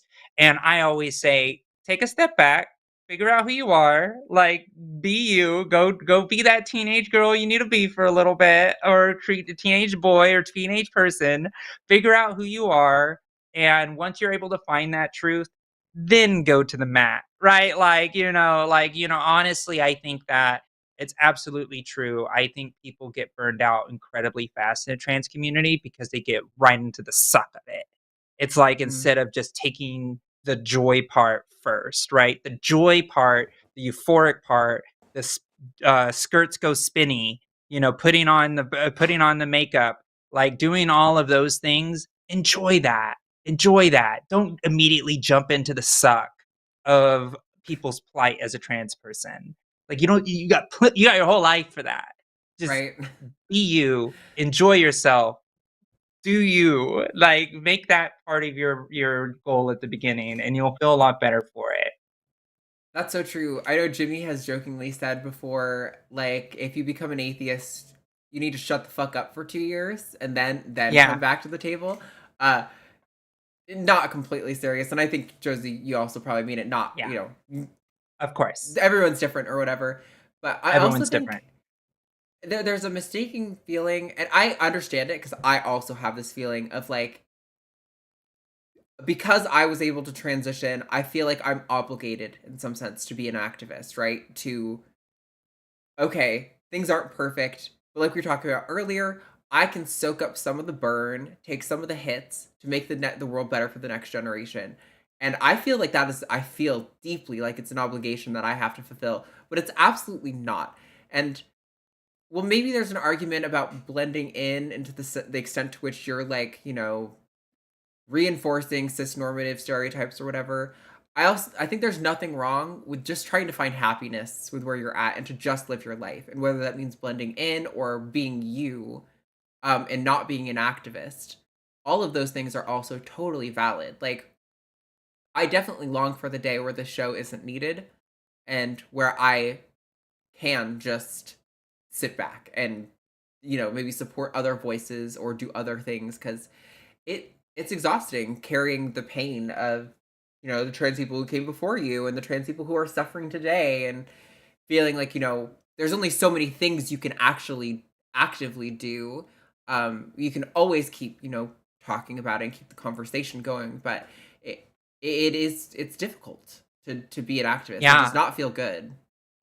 It does, and I'll say this: a lot of people don't know this about me, and so here you go. You get a little tea from Josie. I came out during right at the beginning of transition. People know that, but people also don't know that I wasn't involved in the Black Lives Matter movement because I was too busy trying to figure myself out, and I felt awful not going to the protests, not going and being active like everybody saw me as for a decade that I was as an activist. Everybody expected me to be out in those rallies and those marches with my bullhorn, doing the thing. But I took that time for myself, and I'm incredibly grateful that I did. And it was hard for me to be like, I'm not going to this protest. I need to go, but I'm not going to go because I can't go, even though I feel like I need to. I didn't need to. I needed to focus on Josie. I needed to focus on who I was. And I am so glad that I took that time for me so I can come out recharged and ready to fight when I did come out, right? And out publicly as myself. So I also take that advice myself personally. Even though you see me with a million different titles and all the things that I'm fighting the world and everything like that, when I came out as trans, I effing disappeared. I was in the middle of a congressional campaign. I dropped the campaign 3 months before the primary and literally disappeared to just focus on who I was as Josie. So I cannot tell you how important it is when you first transition to focus on you and do what nourishes you as a person. Don't feel obligated to anybody but yourself. Don't feel obligated to anyone but yourself. I think, kind of on that note too, I realize we're spending a lot of time on $10 super chat. So you're getting your money's worth. Thanks, domestic. I also think it's important. Like, there's kind of a sense amongst young people today, and people who are activists, especially online, to feel like you have to pick up every mantle that even tangentially relates to you. And I really don't think that's the case. I think it's totally acceptable to say, this is what I'm good at. This is the one that I know. This is the one that I'm specialized in. I'm going to work on this one. And that doesn't mean that I think these other issues are unimportant, that I don't think that people should be fighting these other issues. Of course. It just means that this is where my skill set is. And that's where I can be the most useful as an activist. I think it's totally okay to recognize that. It doesn't mean you don't have feelings or opinions on important issues. It just means that you are recognizing where your skill set lies and where you can actually contribute and actually make a difference. But yeah. And I'm stronger activist for it, Absolutely. and I would go to the mat, and believe me, I was there in spirit for that Black Lives Matter activist, and I was there in my heart and raging just as mad, but I needed to make sure I got myself on point first too. So yeah. Don't remember. I think maybe, is it me on this one? Maybe I don't know. $5 from Breadbox of Doom. Thanks for the show as usual. Maybe one day I'll have something to call about. Until then, take my money and keep being awesome. Oh, thank you, Breadbox. That's nice. Yeah, I appreciate it. We've got $5 from Charlotte. One at Call Christine. Made me remember all the anxiety, embarrassment I had, and I had the spite. I realize I'm trans. Late too. We are not alone at all. Yeah, absolutely. I think the majority of I forget exactly where the statistics lie, but most of the people who are out as trans are adults. Like they're older than like 25, I think is what I've seen. Like that's the huge bulk of out trans people. So most trans people aren't coming out young. It's extremely fortunate when people are able to work through their cultural baggage or didn't get it put on them in the first place, that they can sort that out early. Yeah. Cool. Thank you, Charlotte. $5 from Candace. Here's some money because y'all are amazing. Cheers. Aw, thank you. You're amazing too. And I love the kitty cat in your picture. Yes, so cute. Oh my god, I love the gray. Yeah. $5 from SJL, apropos of nothing, but that I watched a baseball game yesterday. There was a Tampa Bay Rays player named Josie Caballero. Yes, that's right. I do know that. And it's funny, talking about doing something for me, I added an I in my life, and I'll just leave it at that.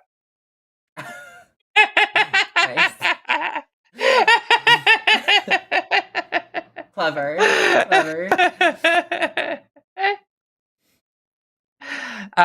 10 pounds from Helen Lawson. Sorry to bring bad news, but over the pond here in the UK, our government is trying to bring a new Section 28 in schools, but aimed square on trans issues. Is this Section 28 where you can't talk about anything relating to being gay around kids? Was where it originally was, and now they're introducing like a trans version of that? Gross. Everything I've learned about UK politics has been via Katy on this show. Not informed on world politics. Yeah, that's terrible, but thank you for letting us know. It's good to be aware of what things are. Charlotte is asking your second. I don't think normally we let I Got Cookies send up messages that aren't super chats. I mean, I appreciate that you don't have money, but also it seems like it'd be kind of disrespectful. Well, let's read them out. Read out. Of course, we're gonna read I Got Cookies messages. Well, yeah, we would read I Got Cookies, but Charlotte was saying, well, I appreciate you, Charlotte. I think it'd be a little bit disrespectful to everyone else in chat that I could read a second one of yours that wasn't a super chat when I'm making everyone else pay. You know what I mean? Like, I think I should keep the application of that consistent. Mods are different because our mods are working their asses off in chat all the time. They're a super mod team, always. Yeah. £5 from Sean Isherwood in the supernatural numbers. 0 is the product of each prime raised to the power of infinity. Well, Sean showed up. So thank you, Sean. You delivered on what you do best. Always. £5 from Helen Lawson. Oh, and more bad news. Thank you, Helen, for all of this wonderful news. Labor, the opposition, is now taking LGB Alliance, a anti-trans hate group who already talked to Conservative Party. It's not good here. Oof, that's awful. That's awful. That's not good. Yeah. Yeah. Pretty scary that what's wild is my understanding is that when you poll people in the UK, it's very similar to people in the US, where the majority of people are like maybe not pro-trans, but they're definitely not anti-trans, and they support trans people's right to do whatever they want. It's insane how governments who are supposed to be representative of their constituents consistently tend to take positions that are in direct opposition to their constituents. Yeah. It's really hard for me to wrap my mind around how that keeps happening, but yeah, it's really $40. Awful. Wow, from Thank you. Just wanted to thank you, Arden, and all the co-hosts on Takis. Y'all really helped bring me to the left and made me a huge ally.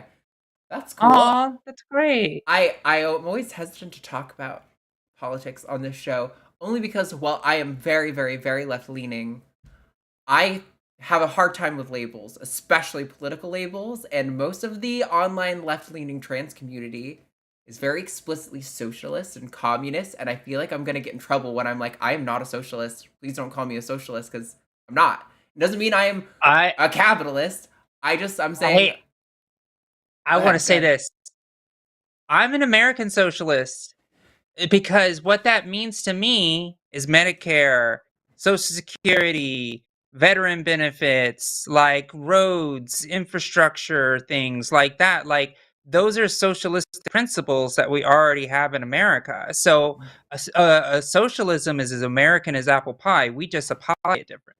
So Right. so for me, it's like, I think that a lot of people apply socialism as like an ideal and not actually think about the practicality of how United States citizens live in a socialist system that is American branded. We have an American socialist system, and we have to be able to strengthen those pieces. But I think that you're right. There is like a taint that has happened, because people are like, oh, the red communist, all this type of stuff, and Soviet, blah, blah, blah. No, I'm an American socialist from America. It's also like, so I would agree with most of the policies that I think my socialist friends would advocate for. And when you look at my political, grid thing, I am like on the bottom left corner, right? So like somebody else might consider me that way, and that's fine.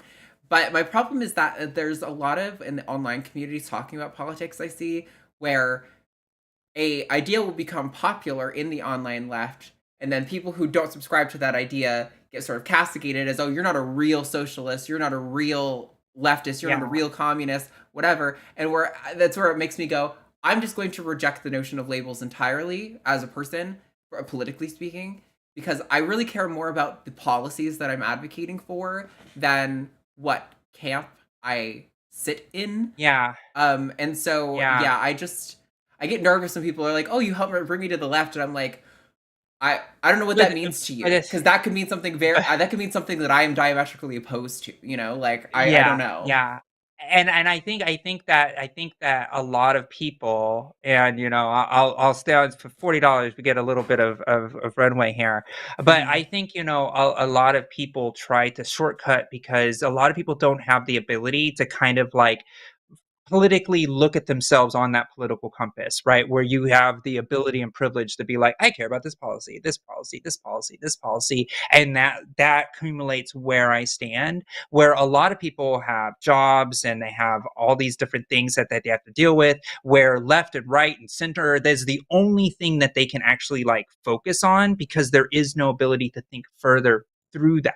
So I think that when we think about labels, we think about them as a political shortcut tool that allows people to like generally say, like, for example, people may not know more than Democrat or Republican. So for a lot of people, they'll be like, vote Democrat, because you get this swath of ideas. People are like, oh yeah, Democrat, I'll just vote for the D on the ballot. Boom, that's easy. You got that person to vote a D on the ballot, then you are in a way that have done more political activism than somebody who's a scholar who says, well, Democrat can mean all of these different things. It's this and this and this and this. And then most people eyes glaze over, and they're just like, I just want to vote in the position that is more advantageous to society, right? And then sometimes that shortcut is the thing you need to use, right? And so I think that we shouldn't let people destroy the labels that have been used political shortcuts that have gotten us so far progressed in our society,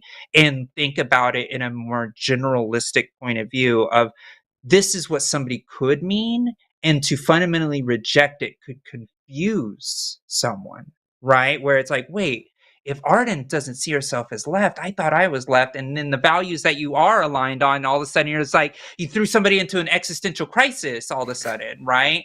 And so there is a lot of validity in the understanding of the theories behind it, but a lot of people have they think they know a lot about politics, and they say, I'm a socialist and it means all this, and it doesn't mean any of that. But don't give those people the right to claim that word, right? They don't know what the F they're talking about. That's fair. Right? That's a good point. because for me, I know what American socialism means to me, and I think it's much more accurate than the person who read a nice meme about socialism one day is saying about what socialism is. I've studied it for a decade, right, and understand what that means in a lot of different ways. So for me, it's about what it stands for in this country as a philosophy and understanding. So I wouldn't be so quick to throw out labels, because sometimes labels is all people can afford to think about. I don't entirely disagree. I think somebody in the chat was saying, like, I think they just mean you move them away from, like, conservatism. And yeah, I'm assuming that is what this means. I just, online, when I talk to people in general, if I say the left, I think we all get that I'm just kind of generally gesturing towards a collection of policies and that I'm not ascribing to necessarily anyone specifically. But online, these words are loaded in a way that feels different to me, that makes me want to fundamentally be a little bit more careful. Online's not a real place. Yeah. Online's not a real place. And I also fear a little bit audience capture doing these shows. And I want to be very clear always where I stand, even if it's disappointing or upsetting for our audience, to make sure that they know that while I am still about as left as it gets politically, I'm not the furthest You just left, used it. You right? just used the political shortcut yourself just now. You see what I mean? Do it. I'm so using don't it in fight in a relational sense, though, where I'm like, although I'm very far left, I'm not as left as it could get. Like, I know there are people who are more radically left than me. Yeah, but you just used the shorthand because it was easier for you to say it like that than trying to say, I believe in this policy, this policy, this policy, this policy, this policy, Sure. this policy, this policy. I mean, no. I'm not saying that I've always said that I am on the left, but I just wouldn't call myself, like, a leftist or a socialist. I would say that because I think it's easier to gesture in a direction rather than to necessarily commit to a policy. Because also, as I age, my views on specific policies change and evolve and take more clarity. And so, yeah. Arden is lying. She voted for Trump. Definitely did not vote for Trump. I think I've been pretty clear. I will vote for Joe Biden, and despite my disagreements with him, I won't even be hard because he is the best candidate, as far as I can tell, for the future of America, better or worse. Yeah, I'm so in the tank for Biden. It would make everybody uncomfortable. And this comes from a Bernie girl, right? So I definitely can get behind Bernie. I'm a big Bernie fan. I think that tells you more about my politics than anything. That was a fun conversation, Arden. I know it's nice to talk about politics. Yeah. I love it. Yeah, that's me. Hi. Okay, so $4.99 from Jiminic06. Great show. On behalf of William Mattis, here is Proverbs 7:12. Better to meet a bear robbed by her cubs than full of bent folly. Okay. Oh, that's fair. Yeah, I think the verse we were thinking about might have been like in Exodus or something. It's one of the earlier Old Testament verses. Proverbs are more of the the songs and stories and stuff. Yeah, the songs and morals and stories. We've got another $5 from Melissa. Emily Quinn is an intersex activist who talks about CAIS. I forget which syndrome that is an acronym for. Androgen insensitivity syndrome. Something. I don't know what the C is. Trans people who share her videos get told by GC not to use intersex people. She got told that. Yeah, I mean, it's not using intersex people to point out that the existence of intersex people fundamentally demonstrates that the notion that biology is binary and not just a collection of sex characteristics is flawed. Like, the existence of intersex people undermines the notion of a simplistic sex binary in and of itself, and that's all that trans people are pointing out. We're not trying to use individual intersex people, although I shouldn't speak for everyone. I'm sure some people do. Yeah, that's right. $4.99 from Dominic06. Here's $5 to hear you read Charlotte's second chat, please. Oh, Okay. geez. I'm Okay. gonna be super That's clear. fair. I will do it this time. This is not a thing I want people to make a habit of. Please stop doing this because it is actually difficult for me to go through and search on our system, and it creates dead air. I don't really like this trend, so let's try to avoid this, please. But The air is not dead if I'm chatting. Hi, everybody. Vibe, That's vibe, true. vibe. There's a vamp. Vamp, vamp, vamp. Vamp, vamp, vamp, vamp, vamp. Transsexual Josie and vamp. abroad. Try and find. Yes, chat. I So don't if know. anybody See, like, ever wants to, this is the it's problem. Is I okay. don't know what Just move specific on. message Charlotte wanted. Charlotte, if you want to at me in chat and reiterate, I will do my best to get to it this time. But yeah, let's not make a habit out of that, please. All right. Even Charlotte says no on chat anyway. Did she? Oh. Yeah, she was like, no. $5 from Larry Fishman. Apple pie is British. Good night, everyone. Ooh, fair. Fair. I believe that. Does that mean I need to change my little American socialism? Socialism is as American apple pie? Larry, are you literally making me change the way that I speak my little phrases? Damn Apple it. pie is definitely, it maybe originates in the UK, but it is like a New England It's an American idiom. Yeah, for sure. It's an American idiom. You know what? British colonized us. We're going to colonize apple pie. Sorry. No take back. Hashtag colonize apple pie. Alyssa sent Charlotte's second message here and said, Charlotte's second message was a 2-month milestone chat to all that. Just say it is so amazing to finally feel like you relax your shoulders, breathe out, and finally be comfy. It will come, I promise. Yeah, absolutely. I definitely think, it takes time to get comfortable with yourself, but thank you, Charlotte, for understanding. I appreciate you you getting where we're coming from on that. Yeah, it is unfortunate that channel membership messages don't so when people are channel member, they get a free like sort of super chat that it looks like a super chat in chat with the vmix window that grabs all the supers doesn't recognize those. So it's frustrating. We got to figure out a system. Yeah, we've been doing figure out something. I don't know that it would take an update from vmix to fix that because it's too difficult on production to get those. They don't really, you would have to like type it out from the production account, post it in the chat, and then grab that. And like I can't be sitting here rewriting everyone's chat, over again. $40 from another $40. Wow, thank you so much. It's Zit Duzo. That's how I'm gonna say it. And I'm sorry if I got it wrong. When I say the left, I just mean my leftist LGBTQ plus views and ideals. I was previously apolitical and I don't have any well-grounded views on LGBTQ rights, but now I've heard what y'all have to deal with and I care way more. Thank you for the clarification, and also thank you for talking about the importance of being apolitical to someone who cares about a specific thing. There's a lot of single issue voters out there, and it shows the importance of you can't really be apolitical because something's going to resonate with you at some point. And the fact that you are moving out of apolitical to at least something to further a value or a movement really shows the power of voting and what it means and what it means to actually represent something. So thank you for the clarification and thank you so much for everything. And thank you for acknowledging the work. I appreciate it.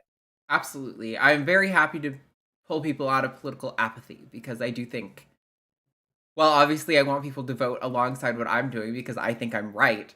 I sometimes political apathy bothers me even more than conservatism, only because it's like, I don't know how these issues cannot matter to you. It seems so, it impacts your everyday, you know, how much taxes you pay on the money you make at your job. It impacts like the cost of food at the grocery store. It impacts literally everything. Politics is everything. How somebody can be apathetic is just really hard for me to understand. So I appreciate the clarification as well. And I'm glad you're no longer politically apathetic. Yeah. All right, everybody. That has been the show. We got through all those super chats. We did it. Woo! Let's go. Yeah. Josie, tell us what's coming up for you. I know you're going to be on next week. What do you got up in this coming week? Well, let's see. I'm going to be on the show. A million things. That's important. I got so many things. You know, I'm actually talking, I'm going to go ahead and spill the beans. I've been talking to Jimmy about maybe doing another fundraiser for A4TE. Maybe we could do something like that for Pride. Pride's coming up, so everybody be ready for that. It's going to be a lot of fun. So that's exciting. And yeah, one of the big things that I'm actually working on too is actually training candidates and campaign workers. We're going to be having an actual training program that's rolling out. So there's so much going on. And so, so cool. I'm just happy to be able to be here every week now. And like, I look, you know, I'm a busy girl. I know all of you do. I have blocked off my Thursdays to be off and the half days to make sure. Just to make sure, yeah, you got me. You know how hard that is? Okay, I'm just going to let you know, I love all of you that much that I'm willing to say, screw off everybody else in my life. This time is yours. Well, we are very lucky to have you. We love you, and we're so glad you're on the team. Everybody, thank you to the mods. Thank you to Jess from Canada for call screening today. Good calls. I like the calls today. Really great calls. It's interesting because I feel like the call quality on the religious shows has been plummeting. Our theists that have been calling it are trolls, like not people seriously interested in conversation or like debate. Whereas the people who call in here lately have been getting really good where they're like, hey, I don't necessarily agree, but I don't completely understand everything. I've only heard from these sources. I want to hear from you guys. And then they have an honest back and forth. Like, aside from one caller last week, every caller we've had was like interested in a real good faith conversation. And that's what the show is about. So it makes me really happy. Thank you guys so much. We will see you all next week. Let's see if those end credits actually work now because they've been broken on every show and I don't know why. So I see all these awesome people. Let's go. Look at them all. Subscribe to our Patreon, patreon.com/calltheline. Help us fight demonetization so we can get paid. Keep doing these shows. Thanks, guys. Keep doing it. Love you.